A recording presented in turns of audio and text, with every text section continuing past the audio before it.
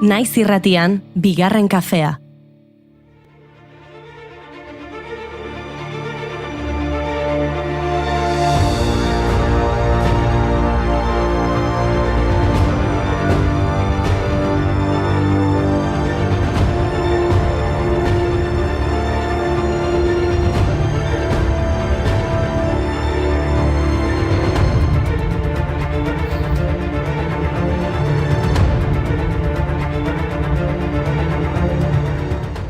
Arratsaldeon guztioi, arratsaldeon Oiana. Arratsaldeon Goiuri. Arratsaldeon Mai. Kaixo Goiuri, kaixo Oiana, arratsalde more on. Bakoitzeko mundu bakoitza hildako aizparen minaren oroitza alaba emazte ama naiz neskato ezaztu izena izan zirelako grebara joaten denkidengatik aski da oiuka plantatzeagatik denontzat ere duzaretenengatik mundua irautzen duzuenengatik beldurrak usatuz kanduan jotake. Morea esan duzu Mai, baino ez dakit beltza ez ote den. Ez nago ziur, gaur Black Friday da, ostiral beltza. Eta aurreko urteetan baino beltzagoa izango da. Izan ere, gaur, ostirala, azaroako 25 da. Edo bestera batera esan da, emakumeen aurkako indarkeriaren kontrako eguna. 2000 urtean izendatu zuen Nazio Batuen erakundearen batzar nagusiak azaroaren 25 emakumearen aurkako indarkeria desagerrarazteko nazioarteko eguna. Izan ere, 1981 geroztik, emakumearen eskubidearen aldeko militante eta aktivistek azaroaren 25 genero indarkeriaren aurkako protesta eta oroimen egun gisa ikusten zuten. Egun hau Mirabal aizpen omenez aukeratu zuten. Dominikar Errepublikako 3 ekintzaile politiko izan ziren. 1960an Bortizki eraiak izan zirenak. Patria, Minerva eta Maria Teresa Mirabal, las mariposas. Hau, zuen omenez. En la cárcel apresados volvían de Puerto Plata. Era noche de noviembre, allá arriba en la montaña, por un camino al abismo, el tirano de... Beldurra eta kontrolaren aurrean justizia feminista izango da aurtengo leloa. Eta hori oiukatuko dute milaka lagunek gaur arratsaldeko manifestazioetan. Lehenengoa Baionakoa izango da, 5etan. 7 Gasteizen, Bilbon eta Donostian. Eta azkenik, 8etan Iruñean.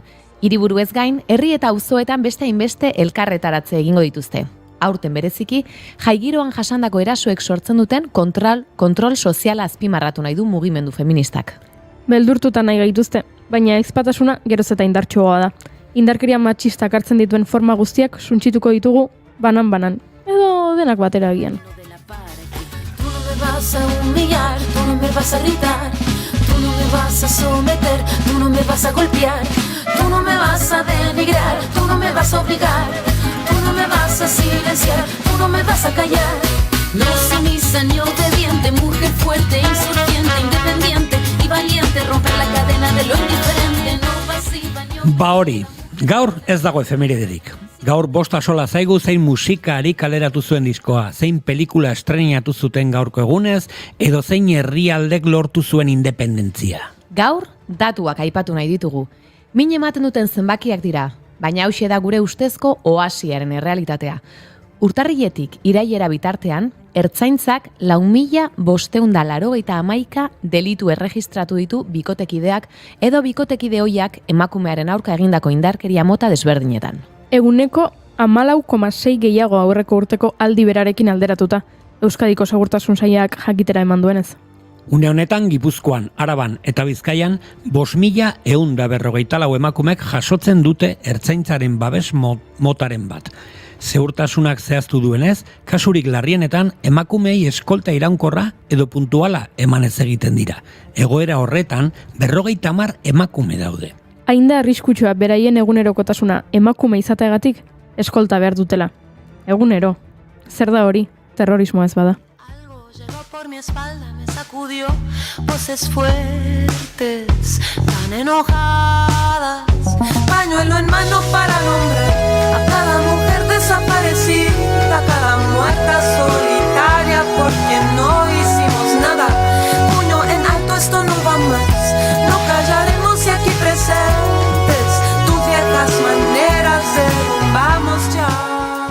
Eta tamalez, kasu askotan laguntza ez da nahikoa izaten. Beranduegi iristen da emakume askorentzat, edo ez da sekula iristen, horregatik da hain garrantzitsua gaurko eguna. Begoña Bohoiorengatik. Hendaia, 2006. Bikotekideak 3 egunez eduki zuen bahituta eta basaki jipoitu zuen. Donostiako ospitalean hiltzen urtarrilaren 4. Binta Keita, Senpere, 2012. Senarrak hil zuen, eta gero bere buruaz beste egin zuen. Askotan gertatzen da hori. Yolanda Jaén, Iruña, 2018. Gizon batek su eman zion bikotekidearen etxeari. Emakumea Zaragozako ospitale batean eraman zuten, baina hil egin zen suteak eragindako zaurien ondorioz. Berriro ere komentario bat, matxiruloaren ahotikanat. Bortxaketa bat, zenbat dira gaur, gizarte honek jipoitutakoa. Irainek ere indartzen dute normalizatutako matxismoa. Estibaliz Angulo, Mainueta, 2008.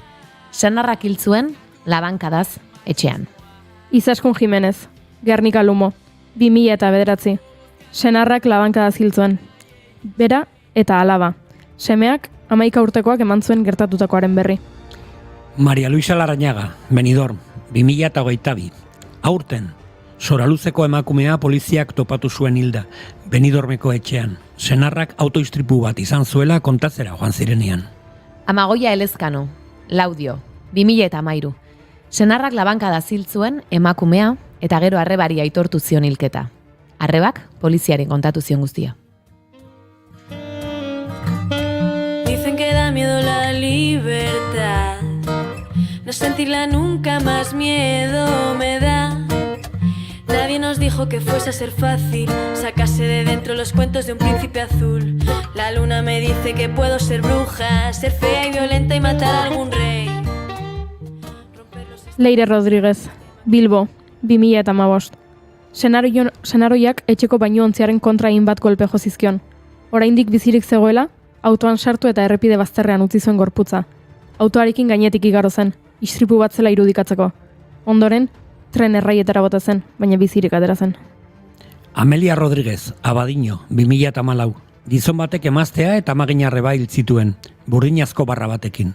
Ondoren lantokira joan zen eta barruan zelari erasotu egin zutela sinestaraziko. Janela Zaruma, Burlata, 2011. Beriaingo aintziran topatu zuten bere gorpua. Bikotekide ohiak aitortu zuen berak hil zuela. Preparadas, más fuertes, en manada se acabó tu juego, ya no tenemos miedo. Entre hechizos y runas, organizadas verás de las hijas del agua, entre sombras y lunas. Ezin ditugu izan guztiak aipatu. 3 hildako Euskal Herrian aurten. 6.053 salaketa. Baina 2003-tik 115 heriotza izan dira. Hori aurrak aipatu gabe. Indarkeria matxistak emakumeaz gain beste biktima handi batzuk sortzen baitu, seme-alabak. Aipatutako emakume guztiengatik. Aipatzeko astirik izan ez dugun emakume guztiengatik. Ahaztuta, bazterretan dauden emakumeengatik. Beraiengatik aldarrikatzen dugu egun hau, eta beraiengatik berrikusiko ditugu gure jarrerak, egunero berdintasunaren alde. Horregatik, gaur genero ikuskera ipuinetan landuko dugu. Dorleta Kortazar eta Maite Franco etorriko dira gurera. Eta Dona Pellanizekin intensitate emozionalaz hariko gara. Eta gauza gehiago, Azaroak 25 ditu eta ostirala da. Ongi etorri, bigarren kafera.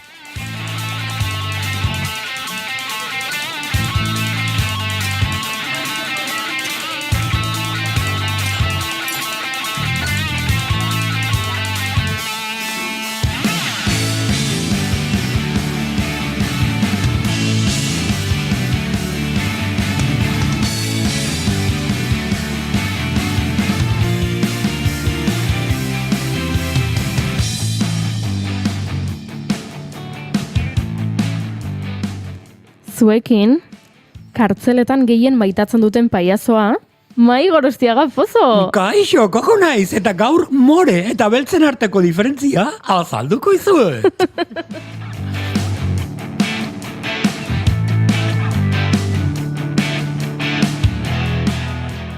Zuekin, egun bakar batean Euskal Herriko 7 lurraldeak zeharka ditzakeen emakumea. Ongi etorri Oiana Maritoren Agalde. Arratsaldeon. Nekatuta? Bai, baina indartxu ere. Juhu!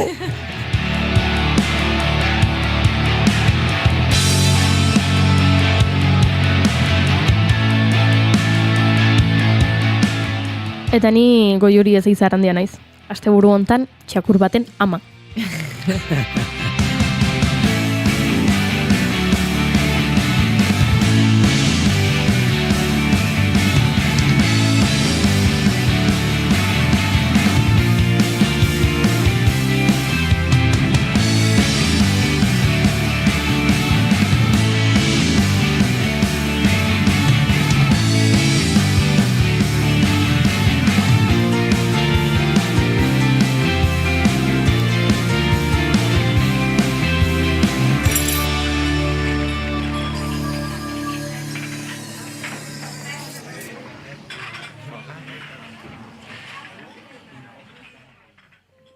Itxusiren artean irrifare konplize bat hitz joko basati bati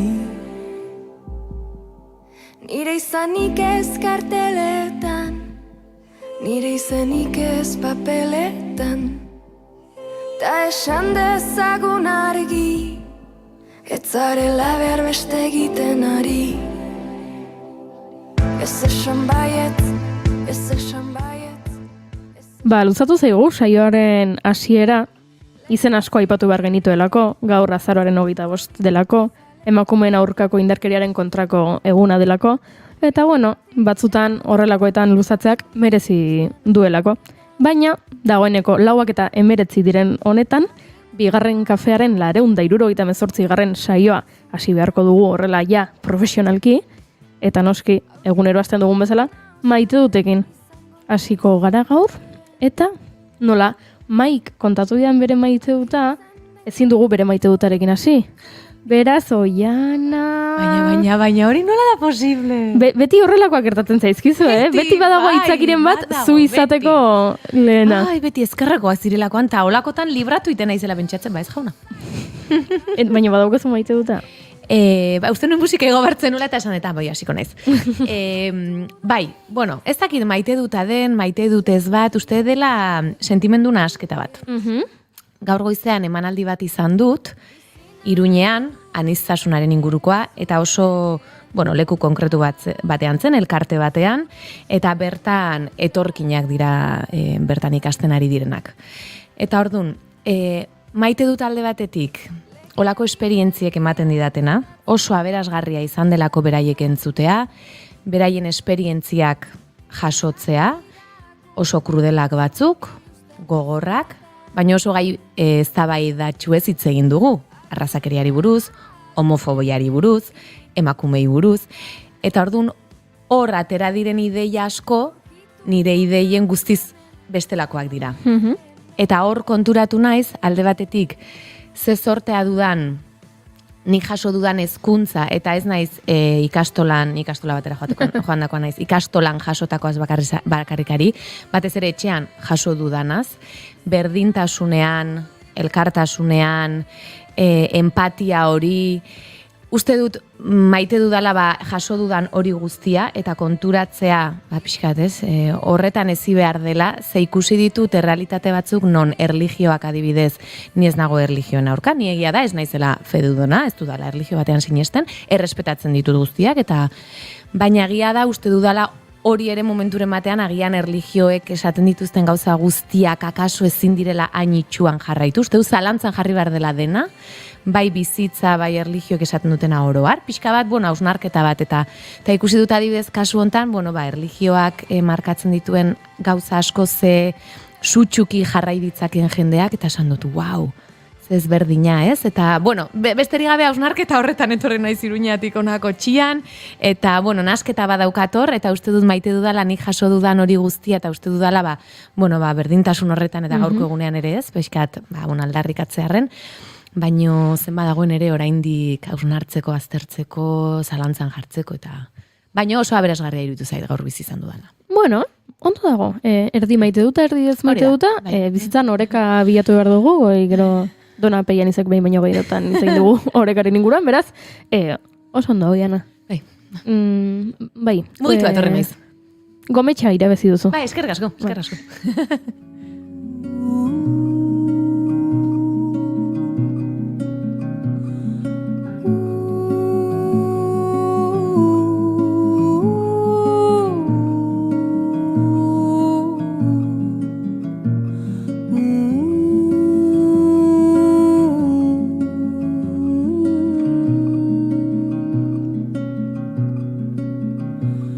Si me matan cuando me encuentren,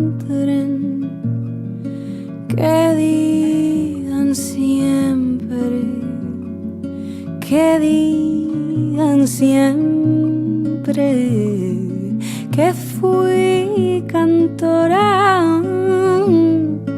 viviendo sueños. Zepena ematen dian, Silvana Estradaren ahotsaren gainetik guk hitz egitea, bueno, zuek, ez baino nik hitz egitea, esaten dut jo, nera ahotsarekin izorratu egingo dut, zime matan abesti ederrau. Baino, maite dutak entzun nahi dituzu eta guk entzun nahi ditugu, beraz, Donari galdetuko diogu, ea, zein den bere maite duta, Arratsaldeon, Dona? Arratsaldeon, harrapatu nazu. Sorpresa! Nere playlistean apuntatzen abestiaren izena. Baina, bueno, hau lapurra. Gustatu zait. Bai, oso politia da. Da, zime matan, izena du. Bai. Fitxerora. Bai da. A ber, nere maite duta. Ni ere etorri naiz pixkat maite dut ez, hausnarketa ez dakit zer da, baina ze igual hola entzuteakoan ez duzu hori ez da maite duta, baina bueno, ez dakit oraindik zer dan. Baina bai, pixkat sentsazioa da, eta da, dena organizatu duta dezunean eguna ez dezula, esnatzen zea eta dizu, venga, ingoet hau bitarte hontan, gero bestea, eta dena organizatzen duzu, eta gertatzen da zerbait, zure organigrama guztia apurtzen duen, dena pikutara bidaltzen den, edo juten da, baina hala ere, gauzak ateatzen dira, bestera batera, beste ritmo batean, eta da sentsazio bat frustrantea, baina era berean, Dona, erlaxatu zaitez, gauzak ateatzen direla, ez dezu dena kontrolpean izan behar, disfrutatu eta bizi, eta hori asko maite dut. Zeona. Y que suenen los cantos nire maite duta da, azararen 25 honetan, aserre esnatu naiz, urtero esnatu naiz aserre, azararen 25an, ia egunero ia esan da albisteak irakurritakoan suto egiten naiz, baino azaroaren 25ean bereziki aserreza, eta bereziki aserre jendearen isiltasunarekin, baino emakumeen aldeko albiste honak ere topatzen ditut noiz behinka, eta atzo gauean irakurri nuen albiste bat, eta gaur goizan berriro irakurri dut, eta pentsatu dut nire maite duta izan zitekeela. Eta da, abortatzeko eskubidea konstituzioan sartzeko lehen urratsa eman duela Asamblea Nazionalak. Frantziako intxumituak eta Emmanuel Macron presidentaren gehiengoak abortatzeko eskubidea Frantziar konstituzioan sartzeko bidea iriki dute, ostegun honetan. Hau da, atzo. Eta, FIK, Frantzia intxumituak alderdiaren proposamen bat izan da, eta badirudi aurrera egingo duela, lehen urratsak behintzat eman ditu, eta berme gehiago edukitzea emakume batek bere gorputzarekin nahi duena egiteko, bere eskubide reproduktiboak edukitzeko, bida. Oso albiste hona iruditu zait, beraz, hori nire maite duta.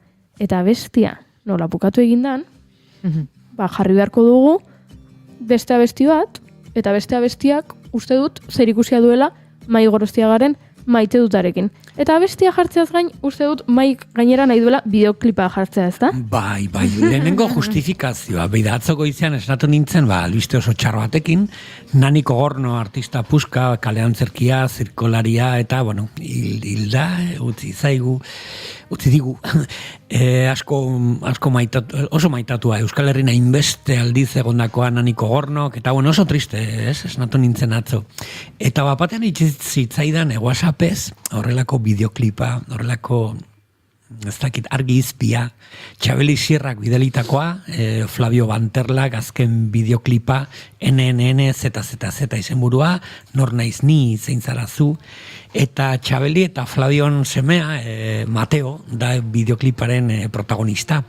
Eta, bueno, ni, eta, bueno, familian oso erraldo izale, eta buru handi izale gara, eta bideoklipan agertzen da, agertzen dira buru handik, eta Mateo, izogorezko paperan. Maite zaituzte, Flavio, Txabeli eta batez ere Mateo, eta maite dut temazo hau.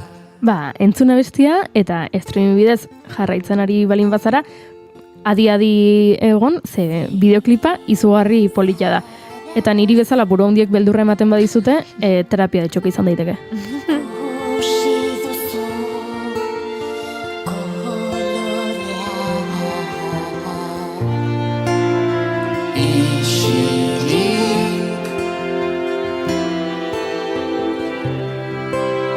Galduko gara isilean, galdu egingo gara.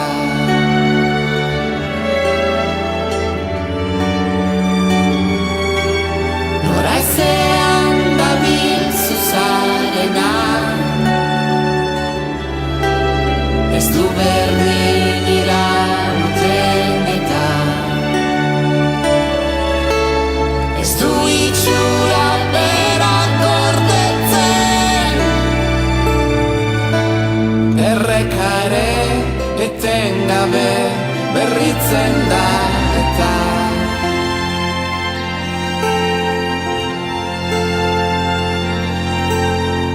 zer da hori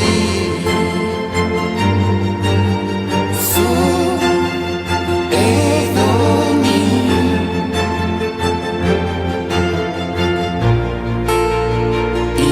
Isilik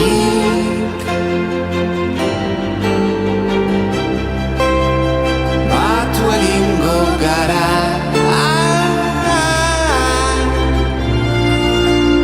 batu egingo gara.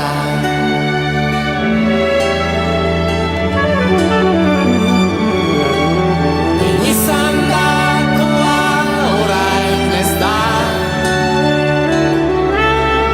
ta izan ezena sortu egiten da. Irrinduta baino bihurtuta, erreka ere etengabe berritzen da eta gauen amaieran baina argia dakar beti, bir sortu egiten da unea eta izena duenak izana du.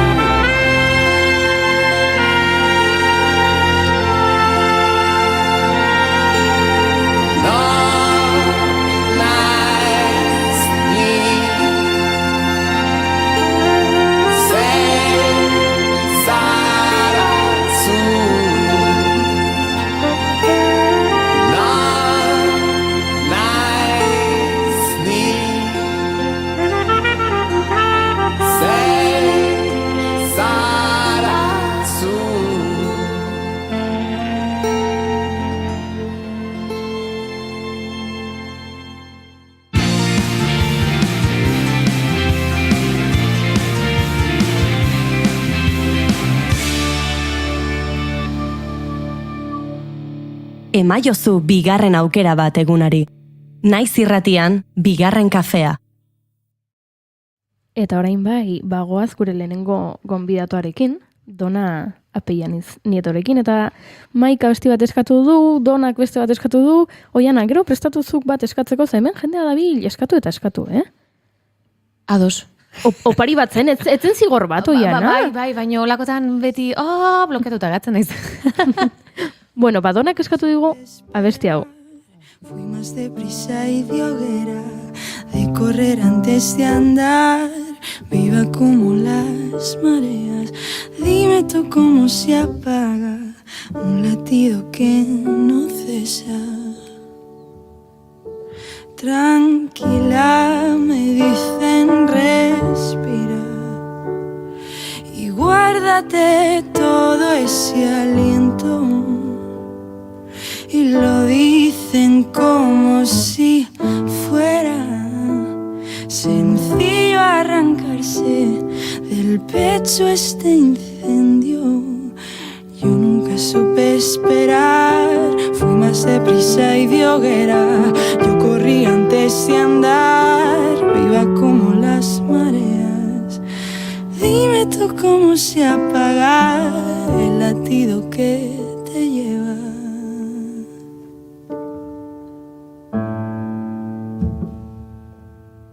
Eta pentsatzen dut, azalpen bat edukiko duela, Donak aukeratu duen abesti hau ez dela horrela ausazko aukeraketa bat, eta letra entzun da, esaten didate lasai egoteko, baina ez dakit barruan setitzen dudan su hau nola apaldu, pentsatzen dut, Dona Apeianiz Nietok gaur ekarri digun gaiak, honekin zerikusia duela, ez da, Dona? Zeharo. Bueno, eski abesti hau entzunean, esan un, ostra, ni naiz. Ni naiz eta eskerrik asko abesti hau, olako letra izateagatik, ez? Ni askotan jaso izan dut pesada batzea, intentsa batzea, zenbat bizitzen dezu barruan dezuna, eta hori txarra izango balitz bezala, ez? Eta, baretu inbar dezu.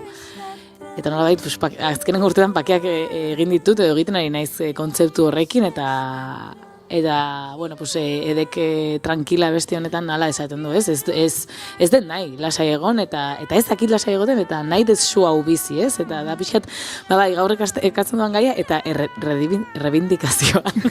Aprobetxatu gure artea, bizia gaudela esateko, eta bizirik egon margeala rebindikatzeko. Osea, gaur gora munduko pertsona intentsuak. Bai, ogikatu beharko genuke. Gora, intentsitatea. Ba, gora. No quiero estar tranquila.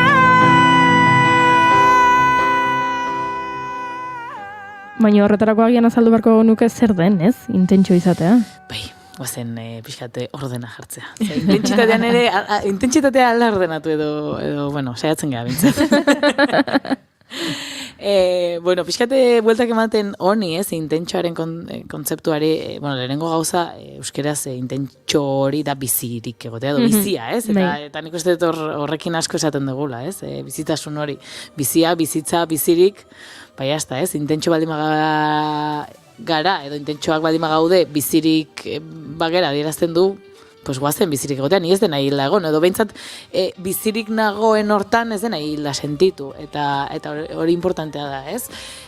Baina, barkatu, baina kontzeptu bezala berdin erabiltzen ditugu, esan nahi, eta nintzen pentsatzen, nik bizirik egotea, uste dut intentxo egotearen desberdin ulertzen dula jendeak igual, ez? Bai, zeharo ze intentxo... Biziri positiboagoa da, eta intentxoa konotazio negatiboa daka. Eta horrekin pixkat austera nator. Baina egon naiz etimologikoki pixkat bizitzen, eta intentxo esaten dugu euskeraz, baina intentxoaren itzulpena, edo sinonimoa bizia izango zen, ez? Edo, erabiltzen da. Horrela bintzat, Eluiarriztegiak horrela esan dit. Bai. Eta... Mina, danean intenso, bizia esaten da. Mina hori, eta emozio biziak ere indartxoa dela, adibidez. Baina kalean, baldin gaude lagunekin, familiarekin, jendearekin, askotan konotazio negatibo hori adierazten egon zein tentxoa zean. Bai, ez dugu esaten ze bizirik zauden. Hori da. Ze biziki sentitzen dezun. Hori agian entzuten hasi da, edo leku batzutan esaten da, baina batzutan da begira da hiltzaile batekin datorren zerbait, ez? Eta askotan hau erabiltzen dugu esateko adierazten ari zaren jarrera edo joera neri mina ematen dit. Ez, edo ez dakit hau nola kudeatu, edo sobrepasatuta sentitzen naiz honekin, ez dakit nola lagundu, ez dakit nola akonpainatu hau. Nik pixkat familiekin egiten dudalean lan, hau ikusten dut, ez? Aurrei hau adierazten zaie, eske zein tentsoa dan, nola bizitzen duen, nola adierazten duen. Azkenean, ari da gurasoa edo heldu referente hori adierazten, ez dakit nola kudeatu hau. Ez? Orduan, traspasatzen diogu besteari gure ezintasun bat. Eta uste horrekin, bueno, hausnarketa interesantea dela egin dezakeguna, ez? Ze ni azkenen urtetan mintzat, eta nire ingurunea aigea intentxo hitz hori pixkat apropiatzen eta ematen ez dakit, balore, bueno, pues negatibo hartzen baldin badugu, pues balore positibo bat, ez? Hartu eta rebotatu. Intentxa bat naiz, eta hortaz arro nago, ze bizi nahi dudana, bizitzen dudana bizi nahi dut biziki. Eta intentxo, noski baietz ez didalako niri kalte egiten. Noski baietz hor daude limiteak, bai? Eta importantea da, pues muga jartzea, ez? Noraino iristen gara, batzutan intentsa garela, edo egoera batzun aurrean biziki bizitzen duguna emozionalidadea, batzutan sobrepasatzen dugula, bai, gure mugak, ondokoarenak eta mundu guztiarenak, bai, batzutan hori gertatzen da, eta hor, bai, hor, niretzako importantea da, intentsitate hori bizitzea errespetuz, gure jarrera funtzionala sortuz, eta osasun txuki, ez? Gainera gertatzen da, zuk oso horrela sutxuki bizi balin badezu emozio on bat, pertsona intentsioa zeratako, normalean albiste txarrak edo emozio ilunagoak horiek ere sutxuki eta gogor bizi dituzu, eta orduan dena da asko okerragoa, dena asko hobeagoa den bezala, bestea iluna da asko ilunagoa. Bai, niretzako nik dut kontzeptua dela jonki emozionalak. Ui, ba. Ai. Jonki emozionalak. Emozionalak esan du. Baitu, esan dezunarekin bai, gero, lotzen dudan beste gauza bat, intentsitate emozionalarekin dakan kontzeptua, baina, bueno, jonki emozional horren kontzeptua, batutako kontzeptua, da askotan, batzutan emozioak intentxo bizi ditugunak, egiten duguna da sentitzeko gehiago edo sentitzen ari garela, intentsifikatzen dugu emozioa. Eta hori bihurtzen gaitu askotan, hori, poza bizi behar dut, edo estiratu behar dut pilo bat, eta orduan hor jonki kontzeptua erabiliko genuke, esateko, hiru nivela duen poz bat bizitzen naizea, eta jazta, nahikoa da. Ez dezu 10 batea beti eraman behar, ez?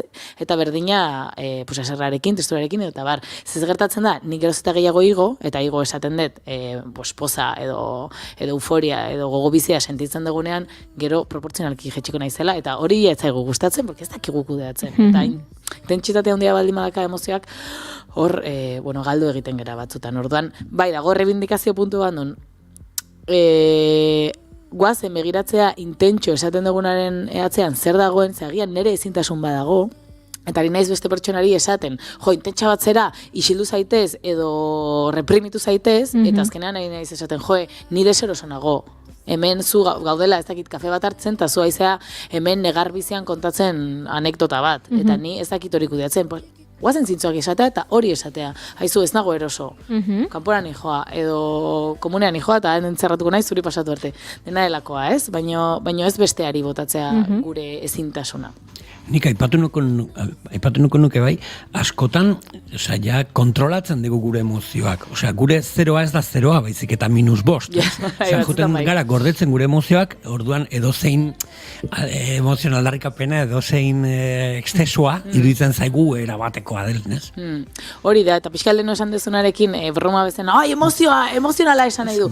Eske, orain dela urte, orain emoziotaz hitz egin dezakegu, baina gure historian begiratzen baldin badugu, emozioak egon dira kateatuta, reprimituta, -5 ez, egon dira magma, nukleoan gordeta eta bersuntxiten zian, bizitzea emozioak, edo emozioak sentitzea basatien gauza zela pentsatzen zen, eta orduan, gizakia ezintzan basati izan, ez? Eta, berreskuratzen dugun pixkat gure basatismoa.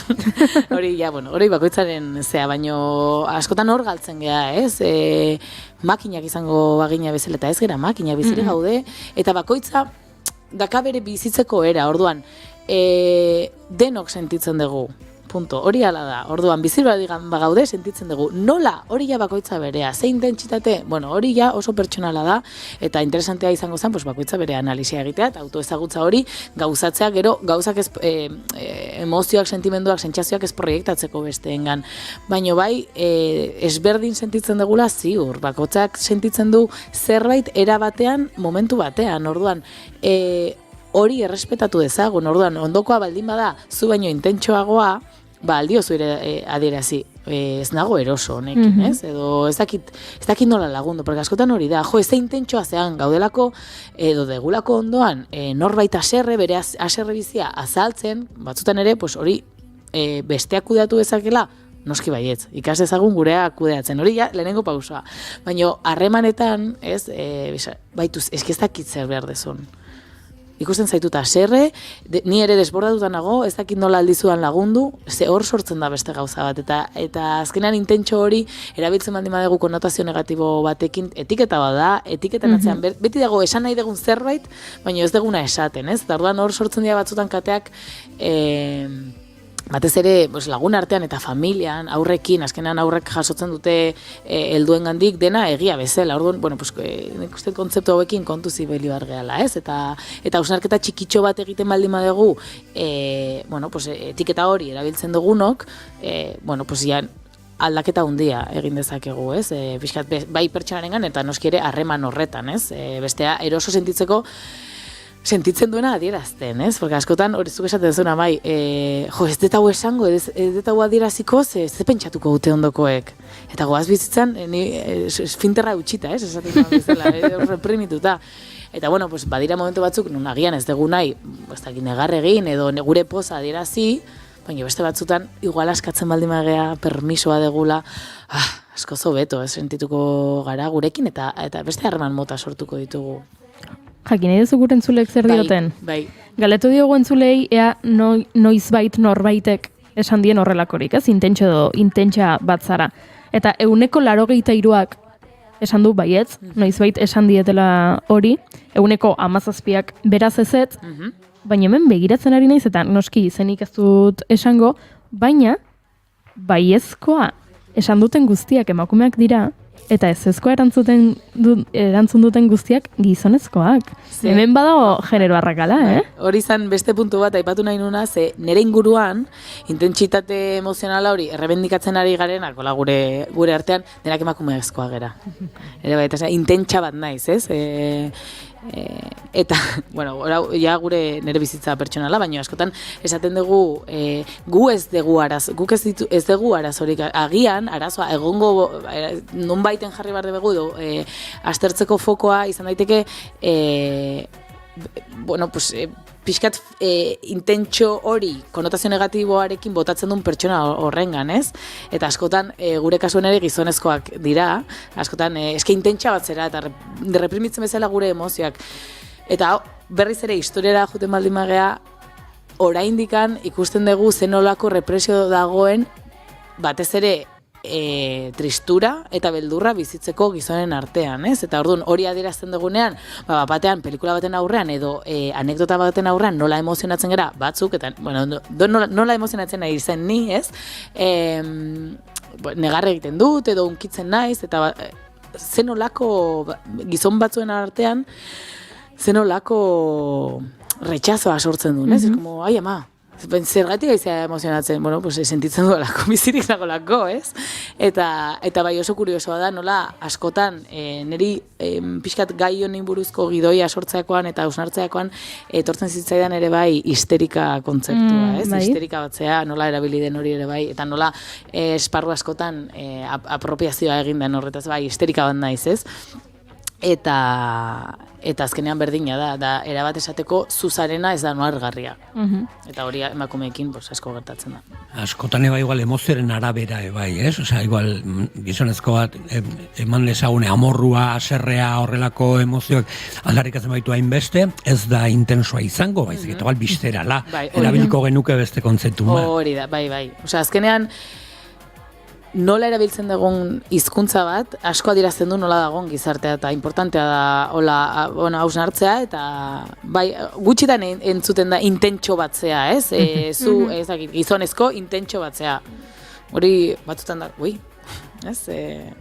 Bai, interesgarria da hori. Eta gero galdetu diegu, ea beraiek esan duten, hori, eta hemen, ez dakit jendeak egia esaten duen, Eguneko 60 onartu du baietz, noizbait esan duela edo erabili duela hitz hori, eta eguneko 40 beraz ezetz. Eta galdetu diegu, zer esan nahi duzu hitz hori erabiltzen duzunean, eta adibide batzuk botako ditut. Hemen pertsona batek dio, atentzio askatzen duela etengabe. Vale. Beste batek, estresatuta bizi dela. Eta beste erantzun bat, ez duela lasai dagoen momenturik, beti hizketan, beti mugitzen, beti kantuan. Ze interesgarria hausnarketa hori egitea. Zergatik ez dugu hori esaten?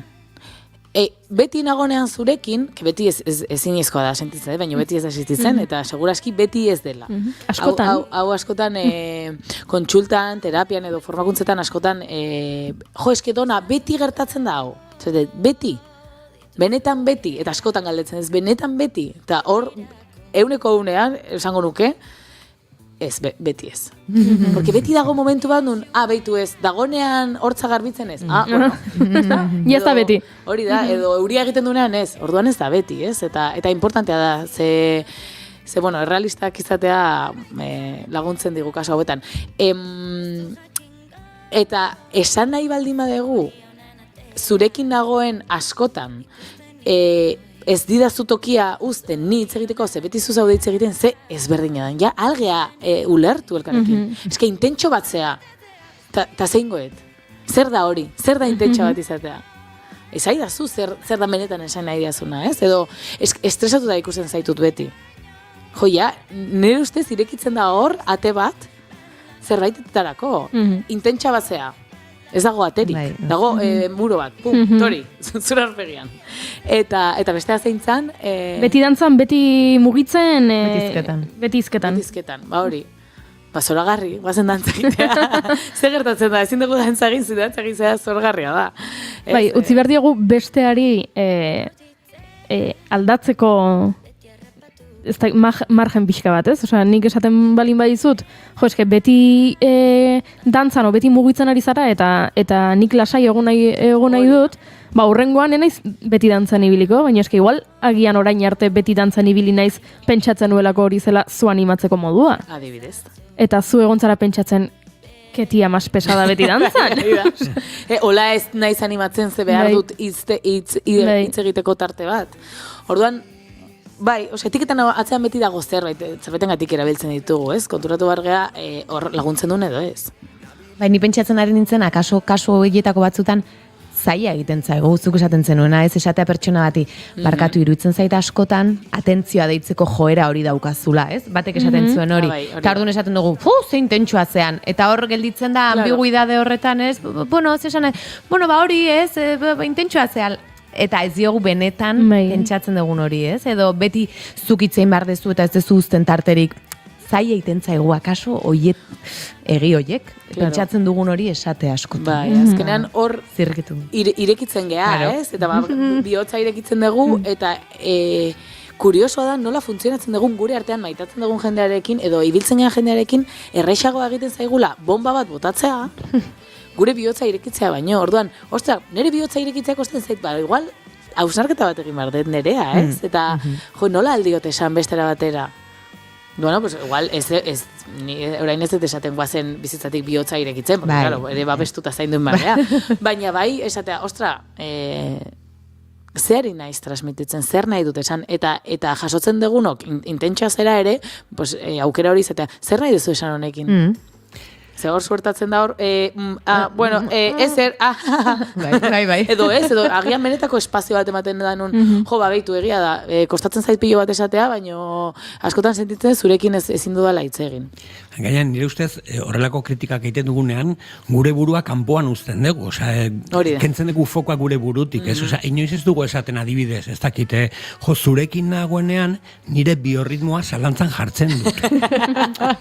Claro, bai. ez zara zu baizik eta Hori nien da. naiz, ez dakot Hori da. ohitura horrelako gauzak kudeatzeko. Hori ez? da. Bai. Edo, gustatzen zait pilo bat nolakoa zaren eta zure bizitasuna, eta ni hola izan nahi dut, baina nola ezin deten, zu ikustean ni frustratuta sentitzen naiz, zein bidea sentitzen dut, claro, horrek eskatzen du hausnarketa handia, autoezagutza, eta, bueno, pues gauza asko. Orduan, vale, gutxinaka jungo gea, baina, a ber, orain, ez dut ezer izango inoiz, claro, bueno, ez, baina interesgarria da esatea, nik botatzen dianan olako bombatxo bat, maite dudan pertsonari, maitasunetik baldin bada, jo edona, eske nola arraiatzen zea, ba, hau broma bat da, vale, perfecto, batzutan, maitasun guztiarekin dijoago intentxo bat zea, baina, bueno, fijatu zaitez, auto-hausnarketa bat egin, ez nago esaten, beti esaten degunean intentxo bat zera, dijoa ala, kriston hausnarketa eta konotazioarekin, bueno, egoera asko daude, baina nago pixkatitze egiten, bueno, pues kontu zibitzeko, eta batez ere hausnartzeko zer nahi dut esan, ez? Eta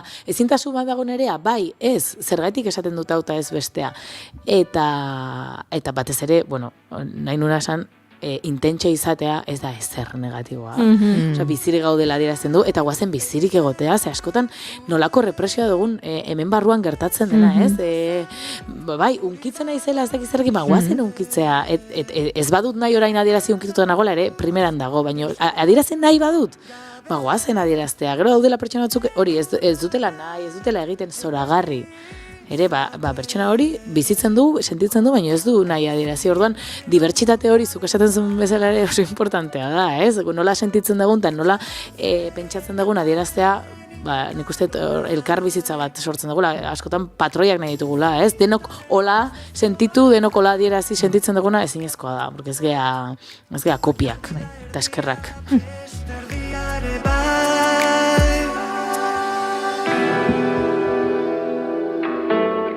Beste egun batean agian hitz egin beharko dugu, ze erantzunetako batean esaten zuten beti protagonismoa nahi duela, edo beti atentzioaz bere gaine eduki nahi duela, eta nik uste dut horretan agian nerabea zarenean, igual ikusten duzunean inguruko bat, horretan ari dela, ez? Eske beti izan nahi duela protagonista, bagian pentsatzen duzu, eske ze gaizki hau, ez? Beti protagonista, baina nik uste dut zen niri gertatu zait, urteekin aurrera egina ala, pentsatzea, konturatzea, pertsona honek azken aldian beti izan nahi du protagonista afari guztietan. Zer gertatuko ote zaio? Zerbaitengatik egiten du. Eta agian hori ez diozu galdetu nahi, baina badakizu ze nik uste dut pentsatzen balin baduzu ondo, zuk ere egin duzula hori noizbait. Nik ikusten dut nire burua noizbait. Beti bizitako uneren batean protagonismo horren bila eta protagonismo horren bilen zerbait gertatzen zelako. Eta orduan orain nik identifikatu dezaket, norbait ari denean, atentzio eske, zerbait gertatzen dela, eta zer egin horren aurrean, erakutsi behar diguzu dona. Vale, apuntatzen dut. Nik egun horretan ere hemen hona, Oso interesgarra eritu zen. Geldituko gea. Edo bestela kafetxo bat hartzen dugu. Bai ere, atentzioa deitzen horretan, nik askotan esaten dut, fijatu naizelako, orain dela urte batzuk bai, ez dakit moda, baina asko erabiltzen zen, eske batez ere hezkuntza tartean, ez? Aurronek atentzioa ditu nahi du, aurronek atentzioa ditu nahi du. Vale, bai, perfecto, baina zuk esan dezun bezala goiuri, atentzioa deitzen dugu zerbaitetarako, zerbait lortzeko, eta orduan, bueno, hausnarketa hori egitea ez da, atentzioa deitzen dut, atentzioa nahi dudalako. Atentzioa deitzen dut, zerbait sakonagoa nahi dudalako, ez? Sentitzen naizelako jokuz kanpo, maitatua ez naizelako sentitzen, mina dudalako, edo aserra nagolako, eta ez dakidalako nola atera hori, ez? Orduan, bai, zerbait dago, eta interesgarria da hori hausnartzea. Eta bueno, pues batzutan igual, has gaitezke hortatik, zein tentsoa zean, konturatzen baldin magea hori esaten ari garela, a ber, ze esan nahi dut, ze ikusten ari naiz, atentzioa ditzen ari dula, igual zer gaitik, ez? Bueno, pues hor bai, joku polita da, ez? Pixkate sakontzearen jolas hori. Nik ikusite baita taldetan, batez ere geletan, taldearen erabilera horrekin. Eman dezagun horrelako protagonismo bilan dagoen ikasle bat daukagula, eta voluntario bar dago, eta gelakide guzti behidatzen dute berari berak atentzioa eskatu gabe, edo altxa eskatu gabe. Zaila taldeak onartuta dago rol hori daukala eman dugula. Bai. Askotan foko aldatzen badegu taldeak ere permititzen du hori, ez?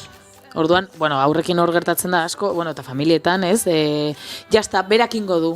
ze berak iten du ondo, edo berak badaki, edo atentzioa behar du, eta batzutan da, igual justo lasai dago, egun hortan nekatuta dago, edo bere gauzetan pentsatzen dago, baina ere behartuta sentitu daiteke hori egitu, bale, nire rola bete behar dut, rolen mundua beste kontua da oso interesgarria ere bai.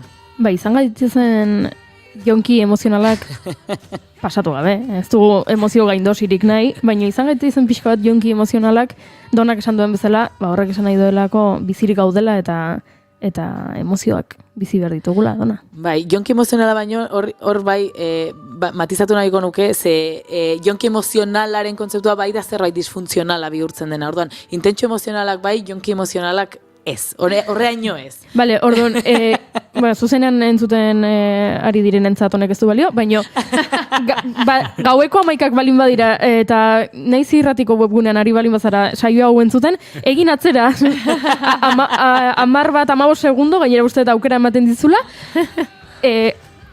eman isildu botoiari nik hitz egiten dudanean, eta gero eman berriz play, Dona hizketan hasten denean.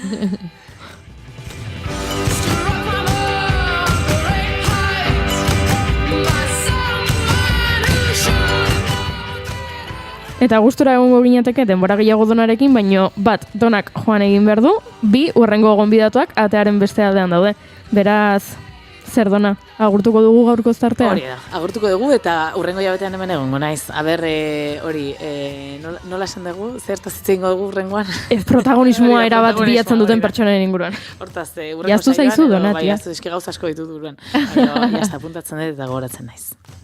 Perfecto, egun horretan esango diogu Iñigori ez etortzeko, eta horian etorri naiz. Hori da, azken aldian horrela Iñigotako egun ere saio. Hori da, eta listo.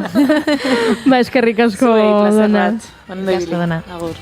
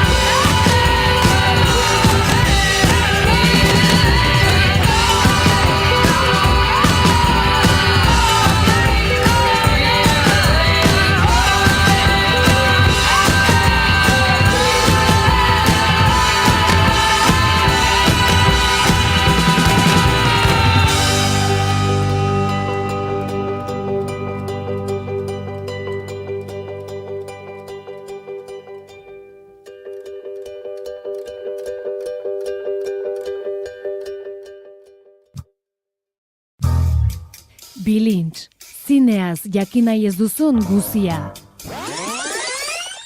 Gaur, Bilintzen Little Miss Sunshine.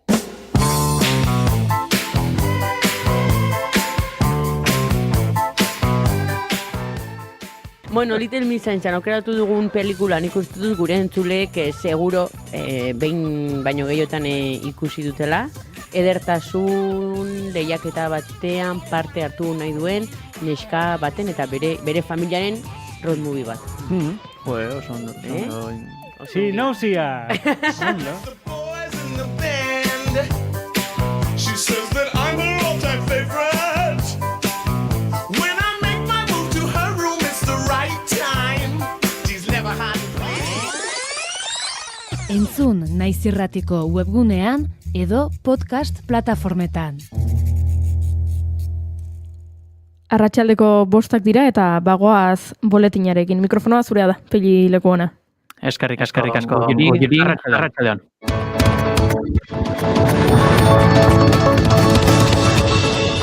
Arratsaldeko 5 dira eta esan behar du grebari jarripena emango diotela Bizkaiko metalgintzan hitzarmenari buruzko adostasunik gabe. Bizkaiko metalaren hitzarmena negoziatzeko ostiral honetan egindako bilera hori gabe bukatu da eta honen beste azaroaren 28tik abenduaren 2 grebari eutsiko zaio sindikatuetako iturriek baieztatu dutenez. Sindikatuak eta FEBEN patronala harremanen kontseiluan bildu dira ostiral honetan bilerak ez du ordu bete ere iraun. Akordiorik gabe amaitu da beraz aurreikusitako grebei eutxiko dietelarik sindikatuek. Atzo, ezagutzera eman proposamenean patronalak 6,5 soldata igoera. Ezea aurreikusitzen 2022 uneko 3,5 igoerarekin jaurako uneko 2,5 hogeita laurako uneko 5,5 eta 25 bai, 1,5 horrekin beran bezonen bestez biktabila hogeita uneko 14 gorakada aurreikusten dute. Proposamen hori utzaio dute komisionera LAPSK eta pentzenete eskatuek horren arira elako argitargitu eta ageria izan dute patronalak negozioen ari diren mugimenduak greben arrakasta sortuela. Metaleko enpresen bizko federazioak ekinkeria ardura leporatu dirikatuei izarmenari buruzko proposamena aztertu eta sektorea grebarako jardunaldietara eramango dutelako ziurtatu ere langileak izango direla greba ordaintzen bukatuko dutenak.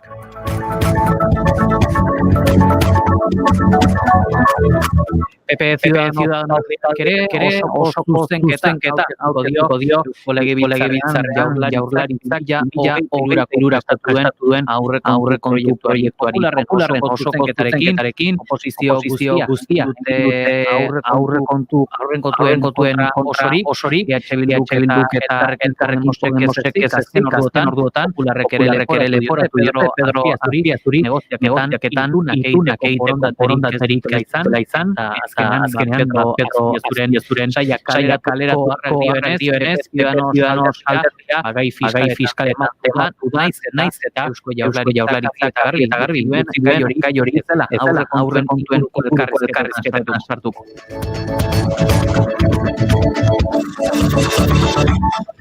Azkenik aipanik aipatu ere legea reformen urratsa Espainiar Diputatuen kongresuak delitu motoristiko eta ordena publikolar kalifikatuko dute hemendik aurrera gaupartean duten baina da lauro botoko 156 abstentziorekin kongresuak berdea modifikazioari eta orain parlamentariekin jarduko du senatura alderdi popularreko 10 gaitzetsi ditu gobernuaren asmo. No estamos hablando de convivencia, lo que estamos hablando es de conveniencia.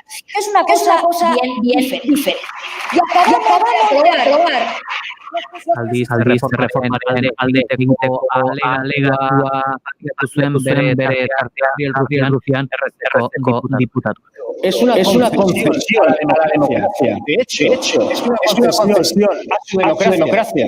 Hemos eliminado un delito económico. Hemos quitado a fascistas.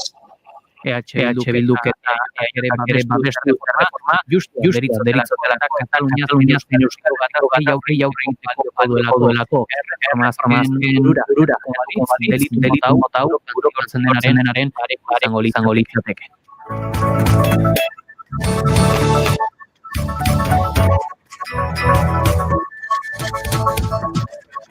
Arratsaldeko postalau aipatu ondorioz Oiartzen kilometroko autopilaketak izan dira Irungo norantzan, baina badirudi matxuraturik zegoen kamioia galtzadatik atera dutela eta nen ondorioz autopilaketa horiek gutxituz doaz. Esan beharrekoak esan da, gero ere bueltan izango gara, arratsaldeko 6 aldera. Asteburuan. Naiz irratia. Eskerrik asko Pegilekona, guk aurrera egin behar dugu eta horrengo gonbidatuak hemen daudela esan dut, baino beste gauza oso garrantzitsu bat egin behar dugu. Hornek ez dut esan nahi gure gonbidatuak baino garrantzitsuagoa denik, baina hau honek ere badu bere pixua programa honetan eta da zozketa. Bai, zozketa egiteko gunea iritsi da.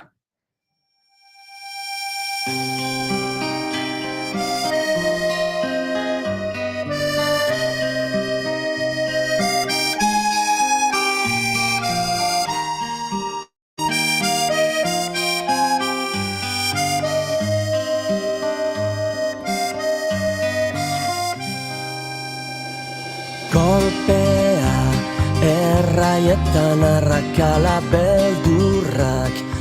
Bizipoza elkartekoak izan genituen bigarren kafean, lehenengo kafea hartzen, bigarren kafe bat hartzera etorriko dira aurrerago, eta opari bat egin ziguten, eta opari hori guk entzulei egin nahi diegu.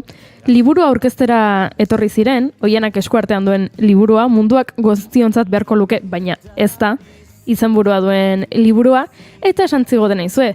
Eta galdetzen badiogu entzulei zer den bizipoza beraientzat, eta gero erantzuten dutenen artean zozketa egiten dugu, sekulako ideia iruditu zitzaigun, eta beraz, hortxe prestatu dugu zozketa irabazten duenak, tote bag bat eramango du etxera, liburu eramango du etxera, eta disko eta DVD-ak eramango ditu etxera. Sekulako poltsazarra. Hau, orain tabernetan eta ikusten dira gabonetako xestoak, xesto hiriek baino askoz hobeagoak. Oiana, zu izango zara gure esku inuxentea? Bai pila gustatzen ezkitolakoak. Bai, bale, Oianak poltsatxoan, hau da, zozketatuko dugun poltsatxoan, izenak daude, eta Oianak papertxo bat aterako du, eta bertan egongo da, ondo prestatu balin badugu behintzat, Instagrameko kontua eta bidali duen mezua. Ados. Beraz, aterako dut. Bai. Eta irakurriko duzu? Bai. Perfecto. Zerandiz. Hauxe. Ai, ulako gozak. Abildua, kizkurra, azpiko barra. Zorionak abilduak izkurra azpiko barra, ez dakigu zure izena. Baina mezutxoa badugu. Mezutxoa bidali du. Irakurriko dut. Vale. Zer da bizipoza abildua kizkurrarentzat? Esnatzea eta marino, porrotx eta pirritx ohean topatzea. Oi, ama, ze polita. Abildua kizkurra, zuretzako harremanetan jarriko gara, noski? Jakiteko nora bidali gure bizipozaren xesto moduko hau, beraz, zorionak eta aizu, jarrituko dugu ospatzen. Zu ausardia eredua bizipoza, gu familia maitasuna eta bihotza, bizinaia.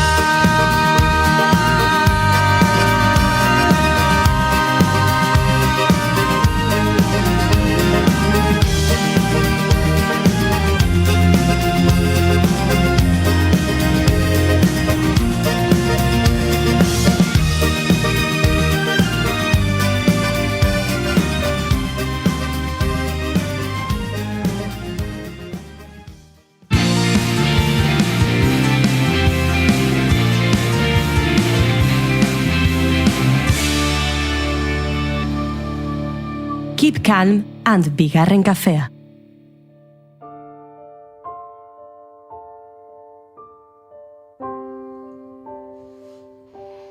Zenbat bider, hainbetirako eta eder. Desire, Toñi eta Miriam. Ez dago ezer. Marta, Laura, Valeria, Zenax. Azken marra pasatzen oeien. Askotan aipatu dugu. Belaunaldi bakoitzak bere txanogorritxua du. Txanogorritxu gehiegi gauza onerako. Txanogorritxu etxetik atera zen, bakarrik, akatsa. Jantzi deigarri batekin, akatsa. Eta baso batean murgildu zen, akatsa, akatsa, akatsa.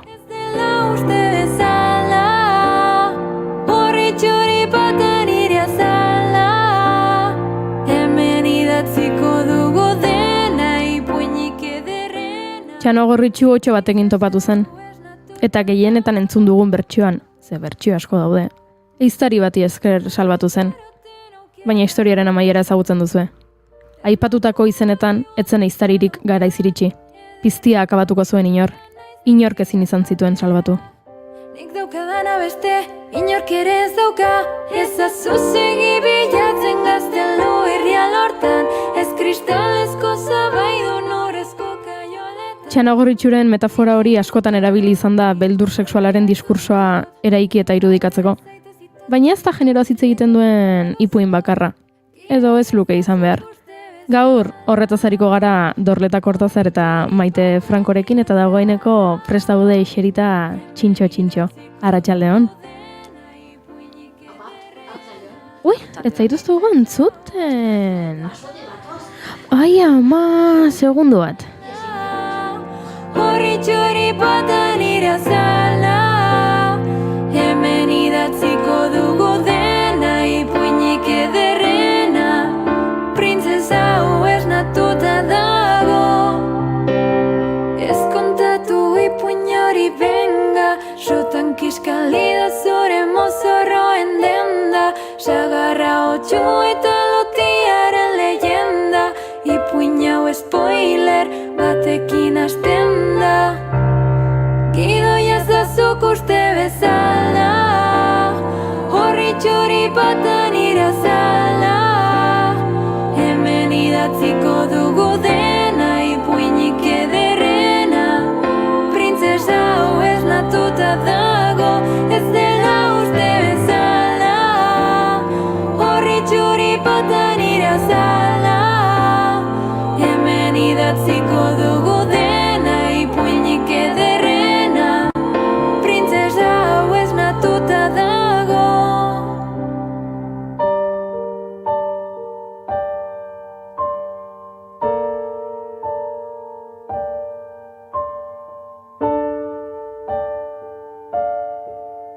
Printzesa hau esnatuta dago. Naiz irratia entzuten ari zara. Bilbo aldea, 92.2. Gasteiz eta Arabako lautada, 91.5. Donostia aldea, 93.8. Gernika, 96.7. Leitza, 95.1. Bortziriak, 103.1. Urola, 91.8. Goierri, 102.2. Legazpi, 94.6. Naiz irratia. Eta gertatu zaigu, hain justu, gertatzea ez nahi genuena. Hau da, mikrofonoak istea gure bi ipuinetan adituei. Hau da, lotxagabekeria. Baina orain uste dut baietz, hemen zaudetela uinetan gurekin. Arratsaldeon. Arratsaldeon. Ole, horrela bai. Otxoa izan da. Otxoa izan da. Ahotsak entzen zarrera. Hainbeste Txanagorritxu, bai. Patriarkatuak isildu nahi izan dituen ahotsa gara. Hoxe. Eta gaur hain justu. Hortan tematuko garago, kontatzen. Az gaitezen beste modu batez. Otxoa, amonaren etxera iritsi eta hil egin zuen. Ondoren, amonaren odola botila batean sartu, eta haren gorpua zatikatuta, erretilu batean jarri eta labean sartu zuen. Azkenik, amonaren soinekoa jantzi eta ohean sartu zen zai, handi gutxira norbait ate joka. Sartu maitea, esan zuen Otxoak. Kaixo amona, esnea eta ogia ekarri izkizut. Eskerrik asko bihotza, esan zuen Otxoak. Gozetuta egongo zara zeu ere, ireki despentsa, bertan haragia tardoa daude eta. Txanagorritxok amantala jantzi eta afaria prestatu zuen, zer hartzen ari ote zen ere, etzekiela. Bapo jantzuen.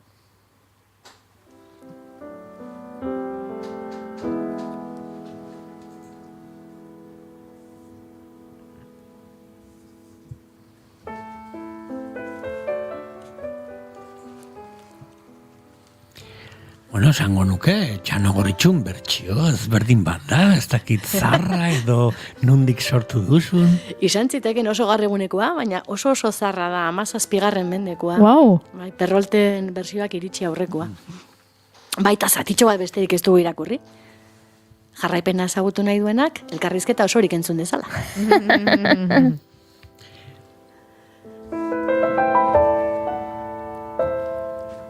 Beraz, esan dezakegu ipuinaren bertsioa, edo nundik hartzen dugu, sepintzekin hartzen dugu ipuñoaren, eragingo du, ez? Bai, izugarri. Bueno, lasai asko hitzen dezakezue guztiok, baina nik hemen dakatola... Txundituta gaude eta, klaro. Hau izan daula pintxo bat, baina oain dator, bigarren platera, ez dakit nola deitu, alegia, esatean joan, azken batean, oaintxe, makumezkoaren ikuspegitik ipuinak aztertzen trebatuta, ohituta, edo gaudela, ze egia da rolak eta hori guztia hitzengo dugu, oso banatuta ikusten diela, hainbat historiotan, alare ez dugu ahaztu behar, herri ipuinen azterketak edo analisi horiek egin izan direla oso ikuspegi desberdinetatik. Betaurreko morena ikuspegi bat da, eta gaurko saioan hortaz jardungo dugu, baina ez dakiz zertzela batzuk eman nahiko nizkioke, ez da, misiari edo lientzoari zuek ikus dezazuen nola beste ertza askotatik hartu daitezken ipuinak. Bai, eutxiko diozue, pixka teorikoa da, baina aspertzen maziate zurrunka bat horreztetan, edo, deitu ezatela entzuleek esateko nahikoa dela. Entzule batek idatzi du, nik abesti bat eskatu nahi dut, eta isildu egin da. Ez du jarri, ze abesti nahi duen. Otxoak ere jandu. Hau zabalik elditu dago entzuten. Izutu dugu, irakurri dugunakin. Hola, emango izkizuet hiru zertzela da. Adibidez, urte askotan, da gaur egun ere, egin izan dira irakurketa edo analisi psikoanalitikuak, ez da? Hor, Erik Fromm, eta... Mira, helduko diogu Txanogortxo berari, horrela errezago ulertuko dugu. Beak esaten zuen argi eta garbi, Txanogortxo ipuiak nerabe batek sexualitatearekin topo egiten dueneko unea kontatzen duela, ez da? Eta berak argi ikusten zuen Txanogorria hilekoaren simboloa zela, amak esaten dion esne botila monari ematekoa ez du lautsi behar, alegia virginitatea dela hautsi behar ez duna, eta otsoa jatea bortxaketa besteik ez dela. Horren zantzuak geroago ikusiko dituzue beste bersio batzutan. Ez du gaureratuko. Baina argi dago sexuarekin lotzea ez dela hain gauza arrotza, ez? Hori teoria hori... Bai, ez da, oso zabalduta da, eta oso ere gaina lotu ezu doala, bai. Gero beste ikuspegi bat izan ziteken etnologikoa. Hor daukagu prop, izan da aditu bat ikertu dituena batez ere ipuin miresgarriak, ez da, hola, naturaz gaindiko pertsonaiak eta saltzen dienak, eta bere esanetan, ipuin hauetan, aspaldiko herri ehiztarien pasaera erritu zaharren aztarnak daude. Iniziaziozko errituak, ez da, gazteak heldu bihurtzeko edo pasabiar izaten zituztenak garai zarzar haietan. Eta beak esaten zuen, Txanogortxo hori helduta, Txanogortxo, gazte iniziatua. Basoa, iniziazioa egiten den lekua. Otsoa, klan horretako animalito temikua. Otsoak amona mozorroa hartzea edo izango zela, txamanak, atxo edo sorgin jazten zirela zeremonia hauetan. Etxea, leku iluna, basoan ezkutatua, non bertan sartzeak otsoak jatea irudikatuko luken, eta bertatik ateratzeak otsoak gaztea botatzea. Bakizu ipuinetan, otsoak osori jaten ditu eta osori botatze ditu. Alegia, oso errez egin daiteke paralelismo bat, ez da? Azkenean trantze edo erritu hauekin, ez da? Leku batean sartu modu batean eta atera bestera batera, ez da? Eta gero hori, hori da, esan duguna, otsoaren tripan egotea, otsoaren botere magikoak bere ganatzia eta piztiak menderatzia. Hola, pixkatu horrekin konparatzen zuen. Eta guendikan esnaba zaudete, noski baiet, beste irakurketa bat, hau mundiala da. Ikerketa edo irakurketa mitologikua, ez da? Nola lotu mitologialekin. 19. mendeko hainbat ikerlarik barkatuko diazue, mito indo-europarrak natur fenomenoak ulertzeko eta irudikatzeko tresnak aurkitu ote zitzaketela aipatu zuten. Adibidez, Txanogorritxo. Hor Txanogorritxo bera egunaren argia. Otsoa gauaren iluntasuna. Eta otsoak Txanogorritxo jatea, gauak eguna jatea irudikatuko lukela. Begira ze polita, hori? Polita, baietz. Pila bat daude, ez zaituztez aspertu nahi. Barkatu nik, atentzio deitzei gauza bat azteko, aipatu dugu From, aipatu Prop, emakumek ez dute egiten ikerketarik. Ez daukagu horrelako erreferentek emakume batekin dakok. Egingo zituzten, eta idazle bezala jardun zuten, eta feminismoaren aztarnak ere aurkitu daitezke Pariseko salon haietan, eta bueno, ja era bateko jendia, ezta? Erdia aristokrata, aberatsak, eta egin zezaketen olakorik, asko zer lizentzia handiagoarekin. Baina ikerlarien artean egia da garai batean ditugunak aspaldiko horiek gizonezkoak zirela. Hala ere, ez dugu ahaztu behar, izan direla ere egile feministak, adibidez, hain zuzen. Eta ja honekin, hasiko dugu ja betaurreko morea jantzita, gure saioa, emakumearen ikuspegitik egindako ikerketa dugu adibidez, Jack Zipes, gizona da, baina ogietorria, horren, aditurren arabera, ipuin askoren jatorrian, gizonezkoan emakume eta sexualitatearen inguruko fantasiak daude. Egile honen esanetan, Txanogorritxu ipuina, neskak emakumeen gizartean iniziatzeko edo murgiltzeko sortua zen. Eta, bai Perrolt eta Griman nahiek ere, bortizkeria eta aragikeriaz betetako historio bihurtu egin zituzten arren, gainerako neskato protagonistei guztiaren errua leporatu, zalare, beak esaten du, azkenian gizonezkoen fantasiak, hain zuzen, zuek aipatutakoekin lotuta. Eta, hemen daukagu gure dorleta, esan handia daukan. Apuntek hartzen. Ni berari hartu izkiot, venga. Dorletari gustatu zaio ikuspegi mitologiko hori, ez da? Aurpegian nabaritu dizut horrela harridura zantzu bat. Segurazki berria zalako niretzat inoiz ez dut entzun. Eta ez dizudalako aipatu kimiko metalurgikoa, non Txanogorritxok zinabrioa, Txanoak merkurio purua, ez du jarraitu, baina badago ere bai. Hala! Bai, aipatzen zenutena, ez da, ez ote zeon aditurik, emakumezko aditurik, ez da. Segurazki zoritxarrez garaiaretan, ez da, lehengo ipuiak biltzen hasi ziren garaiaretan segurazki zoritxarrez emakume gutxi egongo ziren idazten eta irakurtzeko aukera zeukatenak eta bere buruen jabe zirenak beraien denbora horretara emateko noski egon direla bai egileak eta baita folklorista emakumezkoak ere. Baina, errealitatea hori da, ipui guzti hauek, ezin dugu ahaztu, nondik gatozen, ez da, ahozko tradiziotik galdu ezitezen, idatzizkora pasatziren historia horiek eta horiek jaso ditugu guk gaur egun, ez da, idatzizko bersio horiek. Orduan, egia da, biltzen zituzten gehienak gizonezkoak zirela, baina kontalari gehienak informantiak emakumezkoak ziren. Zer gertatzen da? Hemen ere ja zensura edo autozensura zati batekin, arresi batekin elkartzen garela, ezta? Alde batetik, zer kontatzen zieten emakume hauek gizonezko hauek nola jasotzen duten emakume hauek kontatutakoa, eta gero horretaz gainere, Euskal Herrian pasai zaigun beste gauza bada, zertzen badugu batez ere garai batean zeintzuk jasotzen zituzten, eliz gizonak zirela, ezta? Orduan gainera, zer kontatuko dio emakume batek apaiz bati, bere historien inguruen, segurazki, erropa garbitzera horre garbitegietara juten zianean, emakumek elkarri kontatzen zizkioten historiak ez zizkioten gero apaizari kontatuko. Orduan, noski, hemen, denborak ere, denboraren joanak galdu edo bintzak galbaia pasadu, ez da. Orduan, guretzako lan apasionantia zer da, alik eta bersio zaharrenetara joan, eta horra aurkitzen ditugu benetan altxorrak direnak, ez da. Ni paralelismo bat egiten, esan duzunarekin, askotan, edo, bai irakurri izan dut, genero ikuskera ipuinetan, eta horrelako eztabaidak, ez? Baina agian, genero ikuskera ipuin kontaketetan, ez hainbeste. Askotan oso garrantzitsua da nondik kontatzen diteu ipuin horiek. Aipatu duzunak gizonezkoa izanak beraiek jartzen zituztela, baina gero kontatzerakoan emakumeak ziren gehien bat, egun askotan gertatzen da ere. Ipuin kontaketetan begirada ez da berdina ipuinetan baino.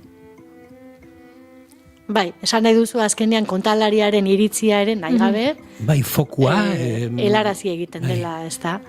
Eta ez gara konstiente, baina nik uste ekidi ezina dela, inevitablea dela, nabaritzen da, esaten ari zarenarekin ados zauden, parodiatzen ari zaren, neutroa izatea, gaina ez dakit interesgarria den, ere, espada ariketa bat, egin nahi duzuna.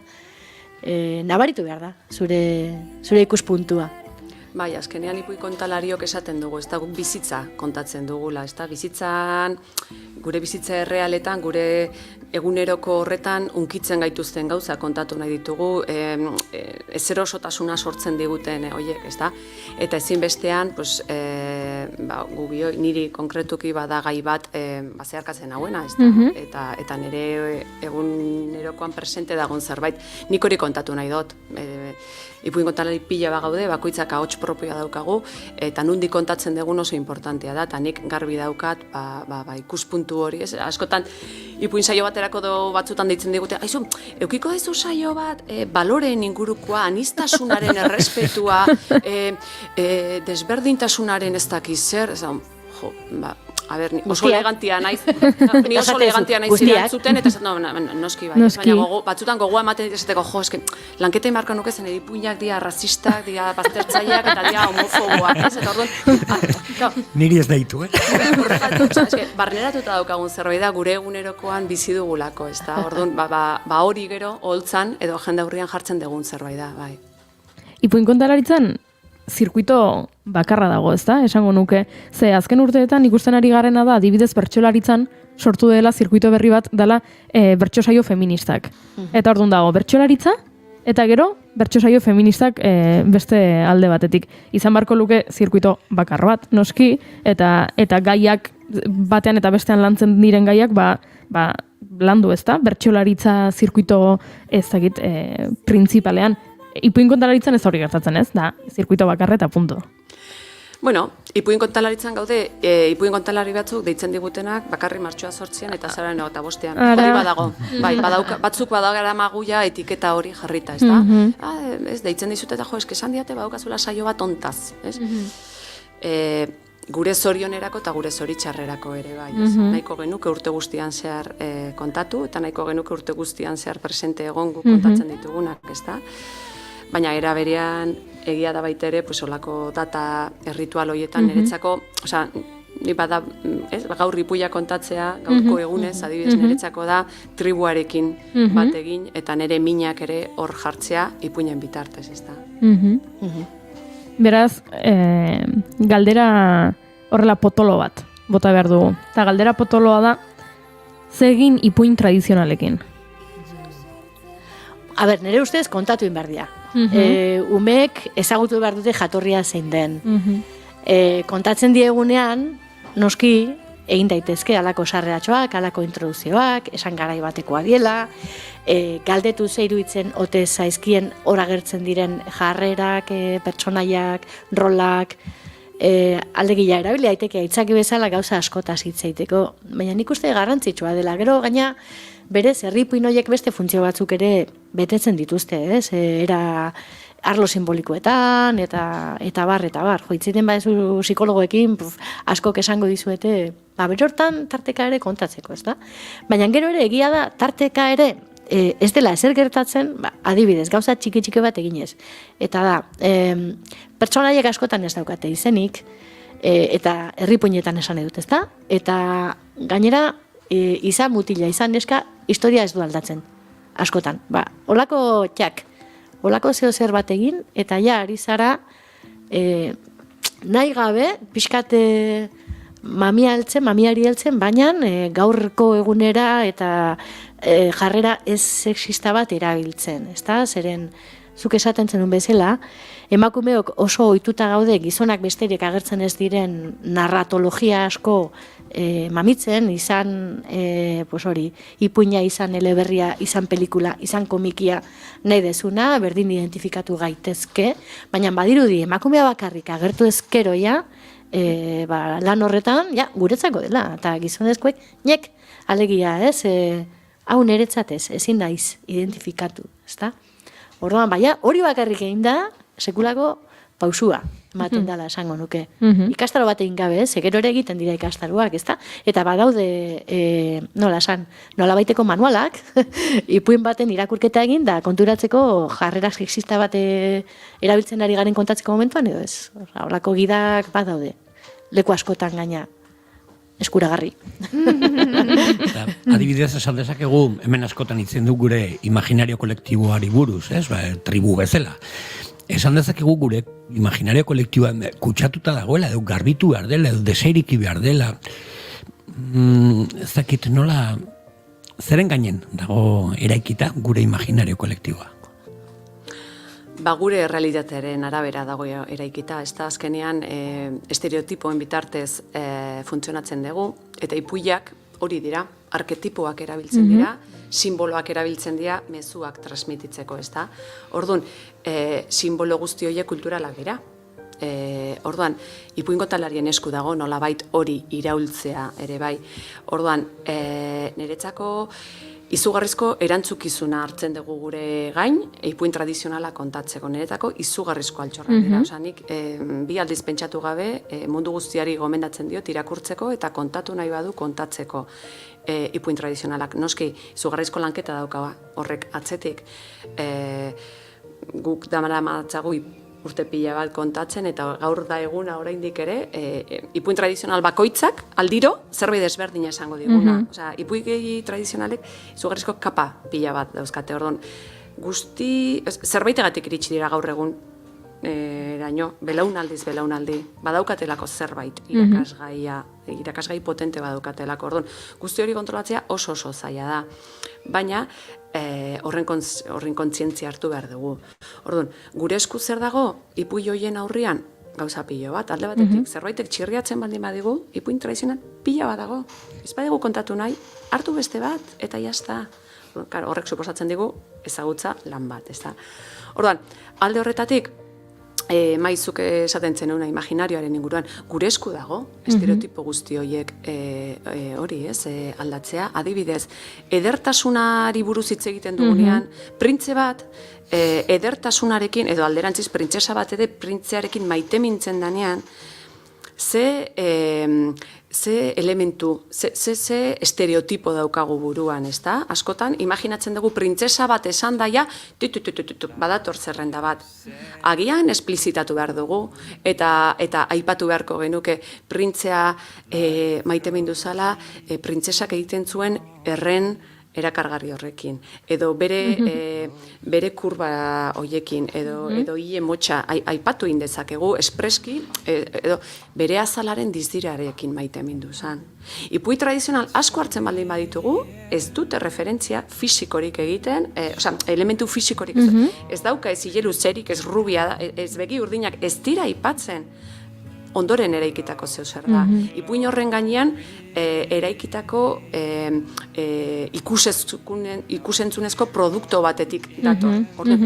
Gure kontu dago, bai janzkera, bai nun bizi direan, bai nola bizi direan. Orduan, espreski aipatzen baldin badugu ja deseraikitzen ari gara imaginario hori. Zer saritzen dugu bestetik ere ipuin baten? Zergatik da txarra emakume batek zaintzala, gutxiesten ditugu ipuinetan emakume batek zaintza lanak egiten baditugu. Zergatik ez dugu hori balorean jartzen, ez? Jo, eske figura femenino guztiak aidi atxeko lanak egiten. Zer esaten dugu guzti horren, hori baztertu nahi dugunean, zer esaten nahi gara? Zaintza lanak ez diala garrantzitsuak, jarri ditzagun erdigunean. Zergatik kritikatzen da askotan, Edurne zuri badoanean, zazpi potxak, zein traketxak diran, zein zabarrak diran. Ipuin tradizionalera baldin bazoaz, bersio originalera, ipotxak jakintxuak dira. Edurne zuriri jakintza bat transmititzen diotenak. Bera, etxe horretara gonbidatu eta iristen da. Zer dago nire esku etxe honetan egitea? Etxearen mantenua, etxearen zaintza esan dezagun, ez? Bada. Zergatik irakurtzen dugu hori txartzat bezala. Gaur egungo jendartean gutxietxiak direlako, gauza guzti horiek, gure esku dago hori ere. Zentralidadea, erdian jartzea figura femenino boteretsu horiek. figura femenino boteretsuak aipatu duzu eta niare nintzen buruan hueltaka sorginak etorri zaizkit burura, sorginekin asko gertatzen da, ez? Ipuinetan oso ez irudi ezkorra eta sorginak gaiztoak eta hemen saio honetan behin baino gehiagotan aipatu dugu, ez? Sorginaren aldarrikapen positiboa bat egin behar dugula eta horixe sorginak etorri zaizkit burura. Baina sorgin negatiboak direnean edo gaiztuak, segun eta ze psikolorekin hitz egiten dezun, esango dizu hori dela askotan umeak erabiltzen duen trikimailu bat, bere amak nahi duen guztia ematen ez dionean, bestera batera ikusteko alegia. Ama txintxoa, ama gaiztoa. Nere ama bitan banatuta dago. Gaizto horri, sorgina. Deituko diot nere alde inkostientetik.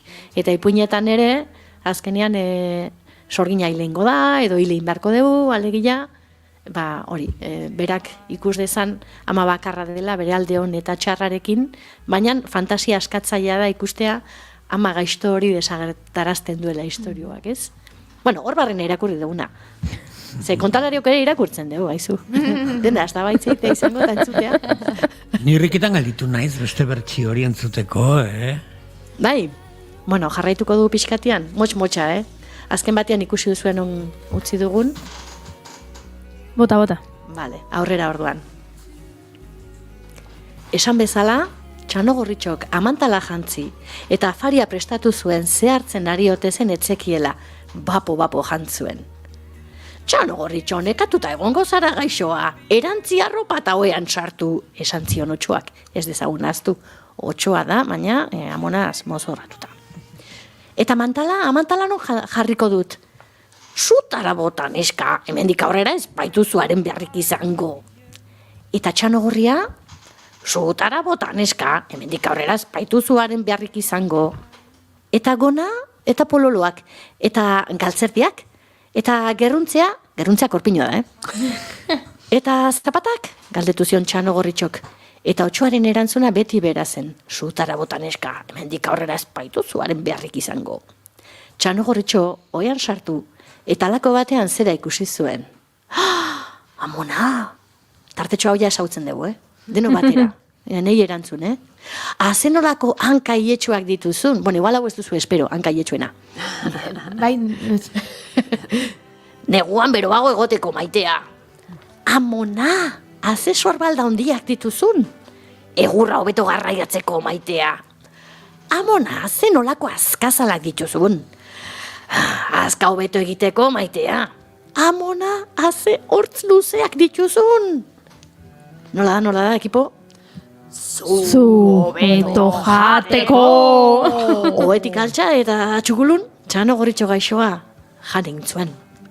Bueno, bertsio hau, esaten nahi nintzen bezala, 17. mendeko bertsio hau Perrolten antzeku aurrekoa barkatu. Hau izango zen agian Perrolt, Charles Perrault, deno dakigu, ez da, gutxo gora beran hortzen, eta bestela Wikipedia hortxe, sartu Perrault idazten da. Beak, ezagutze ditugun herri ipuin gehienak, ezagunenak behintzat, esan dute Europatik datozenak, berak biltzaileetatik edo zuzenean kontalarien gandik jaso, eta idatzi egin zituen, ez da? Eta berak striptease hau mantendu egin zuen, alegia arropa zutara botatzearena, baina noski aurreko zatitxo hortan aipatu dugun irakurketan agertu diren agertu den pasarte kanibala, ikusi duzu, ondo ulertu duzu, Txanogorritxok amona jandu, eta dandu, bai. Hori kendu egin zuen, esitzaion bat ere txukuna eta dotoria iruditzen, ez da? Baina egia da, gero, ondoren egon direla bersio desberdin pila bat. Denok ezagutzen dugu, oaintxe aipatu ezu hasieran aiztaria sartzen du bersio, ez da? Hori Grimm anaiek sartu zuten, eta hori biarrazoi egon ziren, alde batetik argi dago gizonezko batek salbatu behar zuela, garaiarekin bat etortzeko, baina gero ere bukaera zoriontsu bat bilatu nahi ziotelako, hori ez dezagun ahaztu. Zeren otxoak, Txanogorritxo jantzuen, punto. Edozein hori entzuten dula, larrituko zaizu, ezta? Eta besteak, itxaropena pizten dizu. Baina ez dezagun ahaztu, eta zuek esan asko lusatzen ari banaiz, Grimm anaiek ere sartu ziotela edo gehitu ziotela beste bukaera bat, bersio honi, aiztaria duen bersio honi, ez dut irakurriko agian denborarik ematen ez duelako. Edo bai, Ez daukagu denbora, vale. daukagulako nekane pues ya está. telefonaren Bakarrik bestaldean. Esango dizuet, irakurtzeko jatorrizko agiriman nahiena, eta ikusiko zuen nola bukaeran, alegia, nola Amona eta Txano Gorritxo moldatuko diren inoren laguntzari gabe, bigarren 8 baten erasoalditik, ies egiteko. Eta hor txutziko dugu. Hala, etxeko lanak ematen Zan. Ba, honek esan nahi du, bigarren kafe bat, ez dakitzen, bagarren kafea hartu beharko dugula, gai honekin jarraitzeko. Baina irratiak gauza hauek ditu, denbora mugatua dela, eta lekoa egin nahi diogula, munduko ekimen orori, eta ezin dugula. Eskerrik asko neskak, jarraituko dugu hizketan, aurrera egingo dugu, baina... Bai, eskerrik asko Txano Morea jantzi. Eta ez kendu inoiz. Mila esker Arleta, mila esker Maite. Zuei. Jarraitu. Mila esker.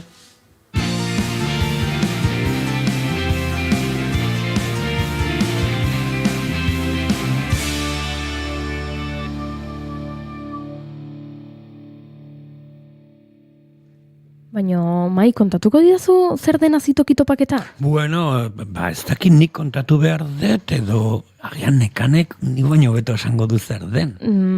Bagian konta dezala berak ez da? Elsi Salvador egon zanean gurekin, aipamen bat intzuen, baina uste dut nekane dago telefonon bestaldetik, arratsaldeon Nekane Ramirez Miguel, arratsaldeon. Arratsaldeon, bizoi, bai, amenao, bitxu, azitoki topaketak zirku jardunaldi inklusibo bat da. Azitoki topaketak pasadan urtean jaiosan ekimen bat zan, pizka bat zirkoa, behar bereziak dituzten pertsonak eta zirkoa egiten duten pertsonak, pizka bat bizibilidade apurbeten moteko gizartien, ez da? Da, pasadan urtean sortu gendun azitoki topaketak, eta bueno, oin urtean bigarren edizioa gazgatoz, eta pizka bat, con una vuelta de tuerka esaten dana, ez da? Oingoan zabaldu dugu gizarte guztileri, eta ekintza piloa ditugu domekan, danontzako. Bai, bueno, topaketaz aparte urtean zehar ere, ekintza izugarri egiten dituzue beraiekin, ez? Bai. Bueno, ezka zitoki izetez, da programa inklusibo bat dekoguna txitatoki Urdaibai zirko eskolan. Eta beran funtza da, behar bereziak dituzten pertsonak, integratzen ditugu talde normalekin eta zirkoa egiten dituzte danok. Egoera berdinean eta gauza berdinak. Hombre, behar bereziak dituztenak monitore berezi bat eukitzen da eurekaz, eta, bueno, egiten dituzte, edo saiatzen dira egiten, besteak egiten dutena. Orduan txitatoki Urdaibai zirko eskolan egiten duguna da integrazio erreala. Osa, ez da integrazioa esaten dugu, integrazioa egiten dugu, eta, bueno, integrazioa ala moduzkoa. Ez gu txitatokin integrazio erreala da, eta pasada bat da ikustea honek umeak egiten duten lan guztia, eta ez bakarrik eurek egiten duten lana. Alboan dagoen umea, ere, ikasten dau pilo bat olako integrazioko klasietan. Azkenean errespetua jorratzen dabe, ikusten dabe gizartea ezberdin edala, eta egiten dan lana oso polita da. Eta hori nahi dugu domekan bebai, zatitxo bat erakutsi Gernikako merkatu plazan. Eta, bueno, abertzan ikurtetan da, ekintzak daude gainera zabalik pertsona guztientzat, osea, etorrilik dire pertsonak behar bereziak dituztenak, pertsona, bueno, ez dakit normalak, nire diate guztetat, normala zein da normala gaur egun, osea, gu bezez gara normalak ez, baina, bueno, zerbait desberdintzeko, pertsona guztiak. Mota guztietako pertsonak nahi ditugu, Gernikeko merkatu plazara gerturatzeko domekan. Eskerrik asko nekane, amua bota diogu gure entzulei, eta orain beste amu bat botako diogu, ze gaur telefonoa sutan daukagu, eta zinetika jardunaldiak ere ezagutu behar ditugu, beraz, asteburu hontan, mota guztietako planak edukiko dituzte, bigarren kafeko entzulek. Entzun, ea zer kontatzen diguten zinetikatik, bueno, zer kontatzen digun laidak. Ondoan ditugu beti. Naiz askori oraindik disiplina arrotza egiten zaion. Gero eta ohikoagoa da adibidez, iragarkietan dantza agertzea. Eta dantza bera ere, oholtza edo kaletik, pantailara pasa dela esan genezake.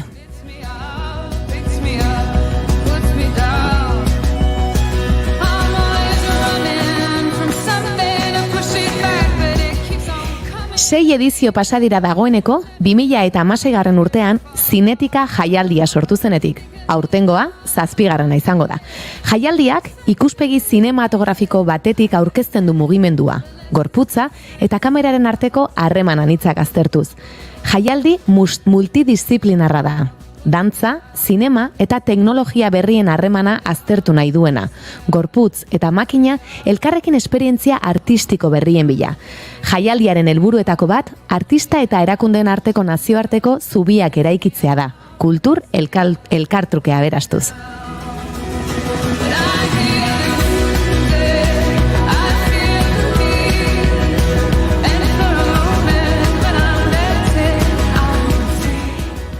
Eta 2016 urtean izan zen lehen Zinetika jaialdi hura, Iruñean bakarrik ospatu zen, eta pixkanaka hainbat hiriburu ere gehitzen joan dira. Aurtengo 7. edizioak 3 hiriburutan izango du presentzia, Iruñea, Bilbo eta Donostian.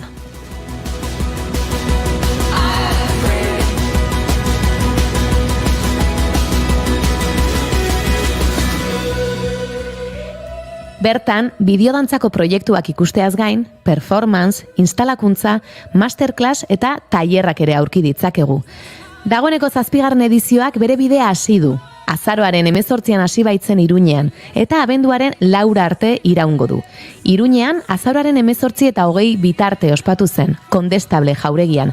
Asteburu honetan, hau da bihartik, 26tik asteleenera, Donostian izango dira. Trueba eta Arkitektura Institutuan, eta abenduaren 3 eta 4an berriz Bilbon, Guggenheim Museoan.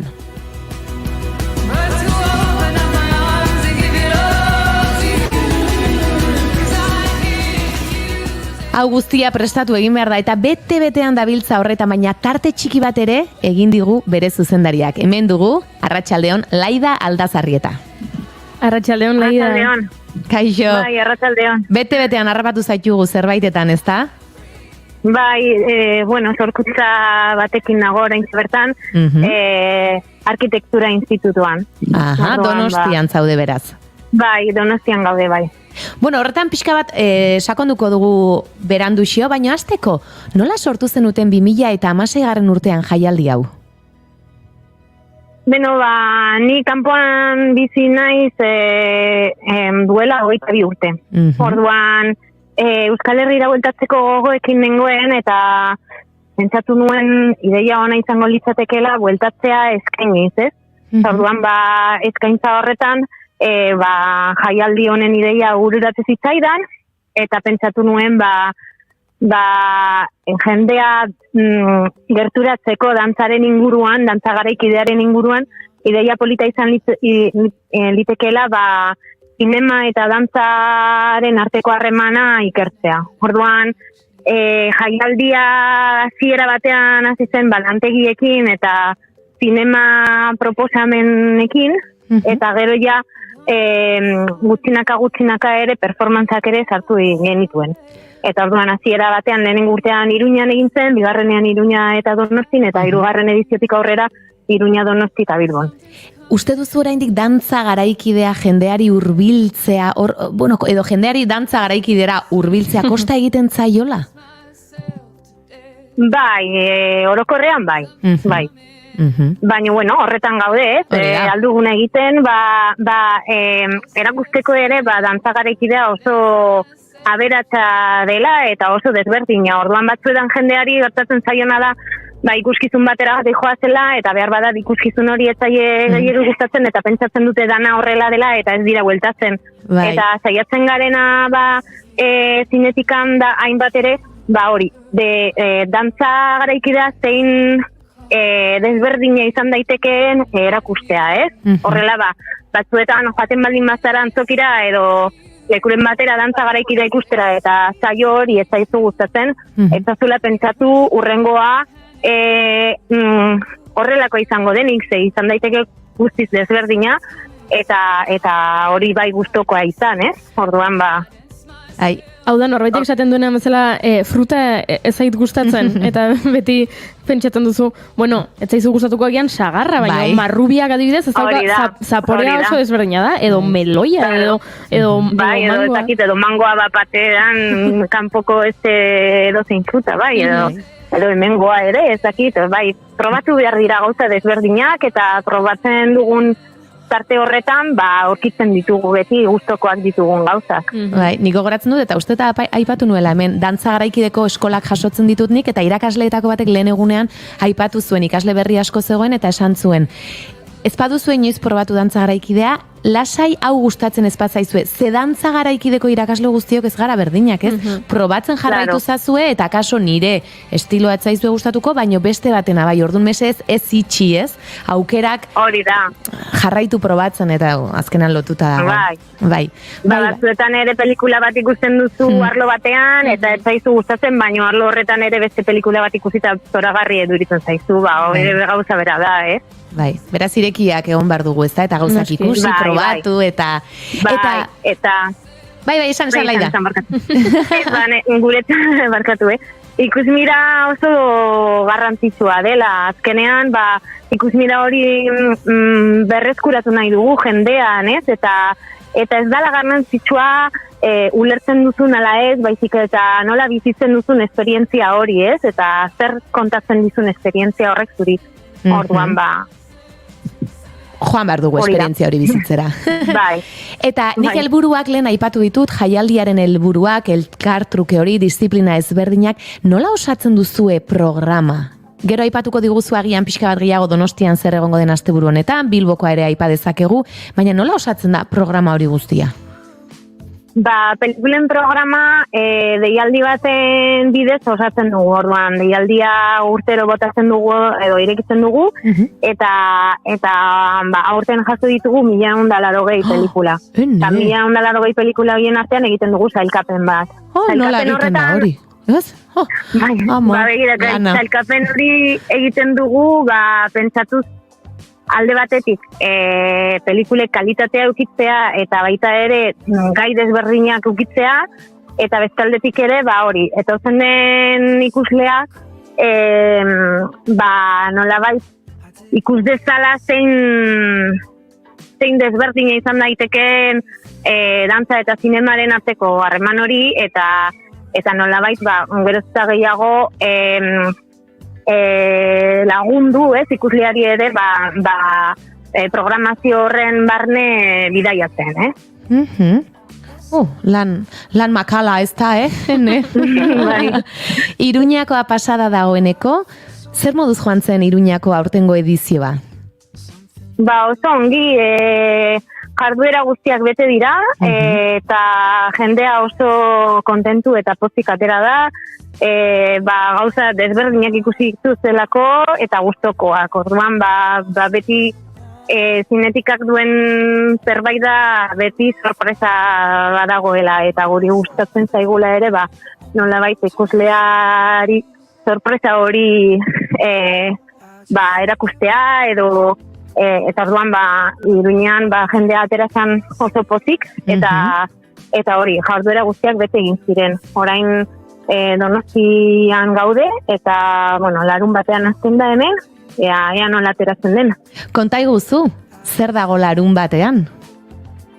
Larun bat eta igandean, inperspektif dantza ikuskizuna gastatzeko aukera aukiko du ikusleak. Nik zuzendatzen dut pieza hori, eta dantzari Gregoria Ariot, Marta Coronado, Clarisa Costadiola, eta Estefano Matielo dantzariekin batera osatu dugu pieza. Pieza honen sorkuntza egin genuen Iruñeko Kondestablearen jauregian. Eta orain hemengo institutora adaptatzen ari gara.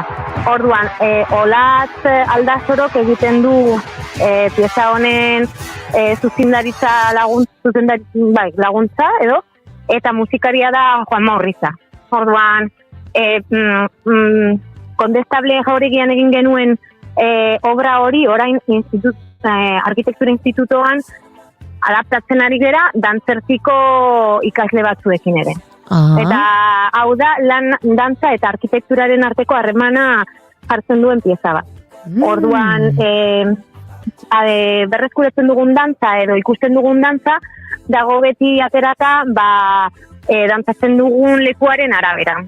Eta hortik bere ganatzen ditugu pausoak, eta baita ere koreografiaren ibilbidea, itinerantea da, eta orduan publikoak oinez dijoa, eta oinez dijoan bitartean, dantza agertzen da, leku horretan bertan leku desberdinetan, ez? Eta bueno, bidaio horretan zehar, historio bat kontatzen da arkitektura eta dantzaren harremanarekin zer ikusea. Ez da historio narratibo bat, baizik eta historio abstrakto bat, ez? Jartzen den balorean dantzatzen ari garen lekua.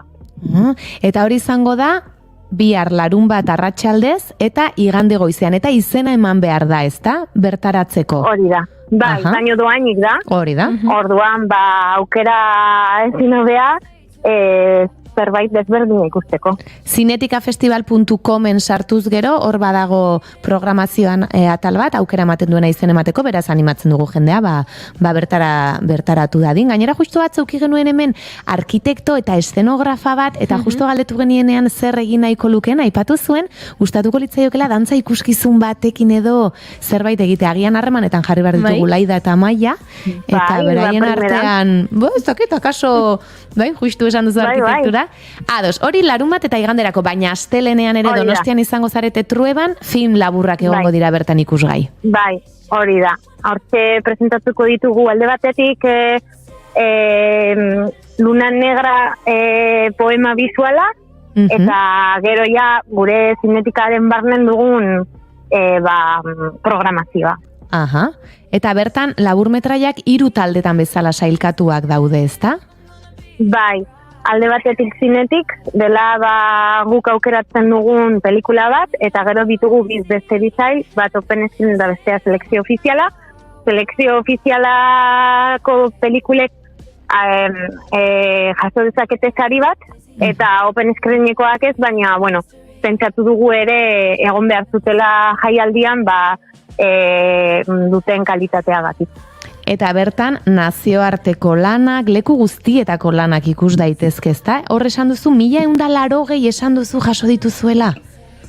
Bai, hori da, bai. Eta hortik sailkatu dituzue batzuk. Eta hori esaten ari nintzena, nazioartetik, leku guztietatik iritsitako lanak dira. Bai, Ego Ameriketatik, Asialdetik, Europako leku guztietatik, Iranetik, Estatu Batuetatik, denetarik, bai. Beraz, gonbidatu egin behar dugu jendea, bertaratu dadin. Bertara joateko, kasu honetan sarrerak hartu beharko dira, ezta? Bai, hori da. Gure web horrian informazio guztia argi dago, Zinetika Z eta Karekin Festival uberekin.com, eta horretan argi agertzen da nola inskribatu eta nola lortu sarrerak.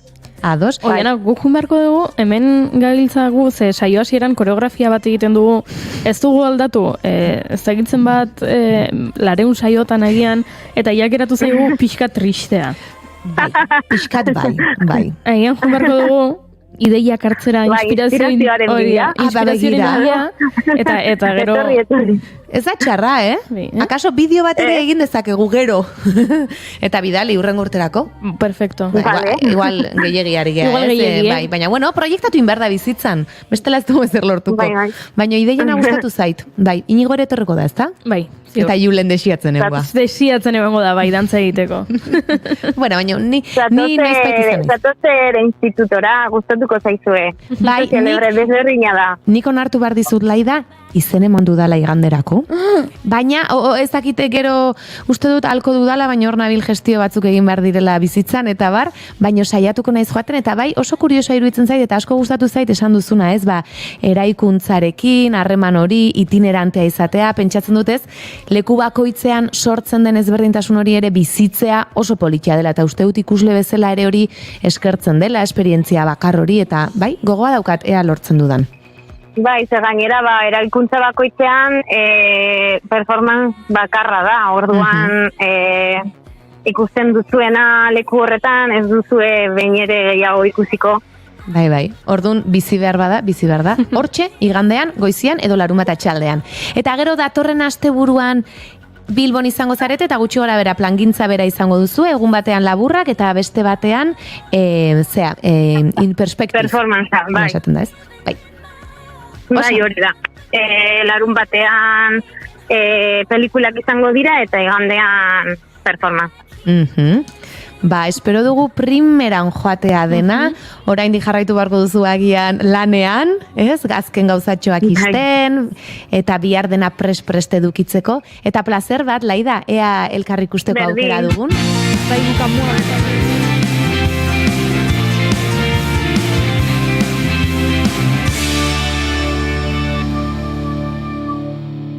Keep calm and bigarren kafea.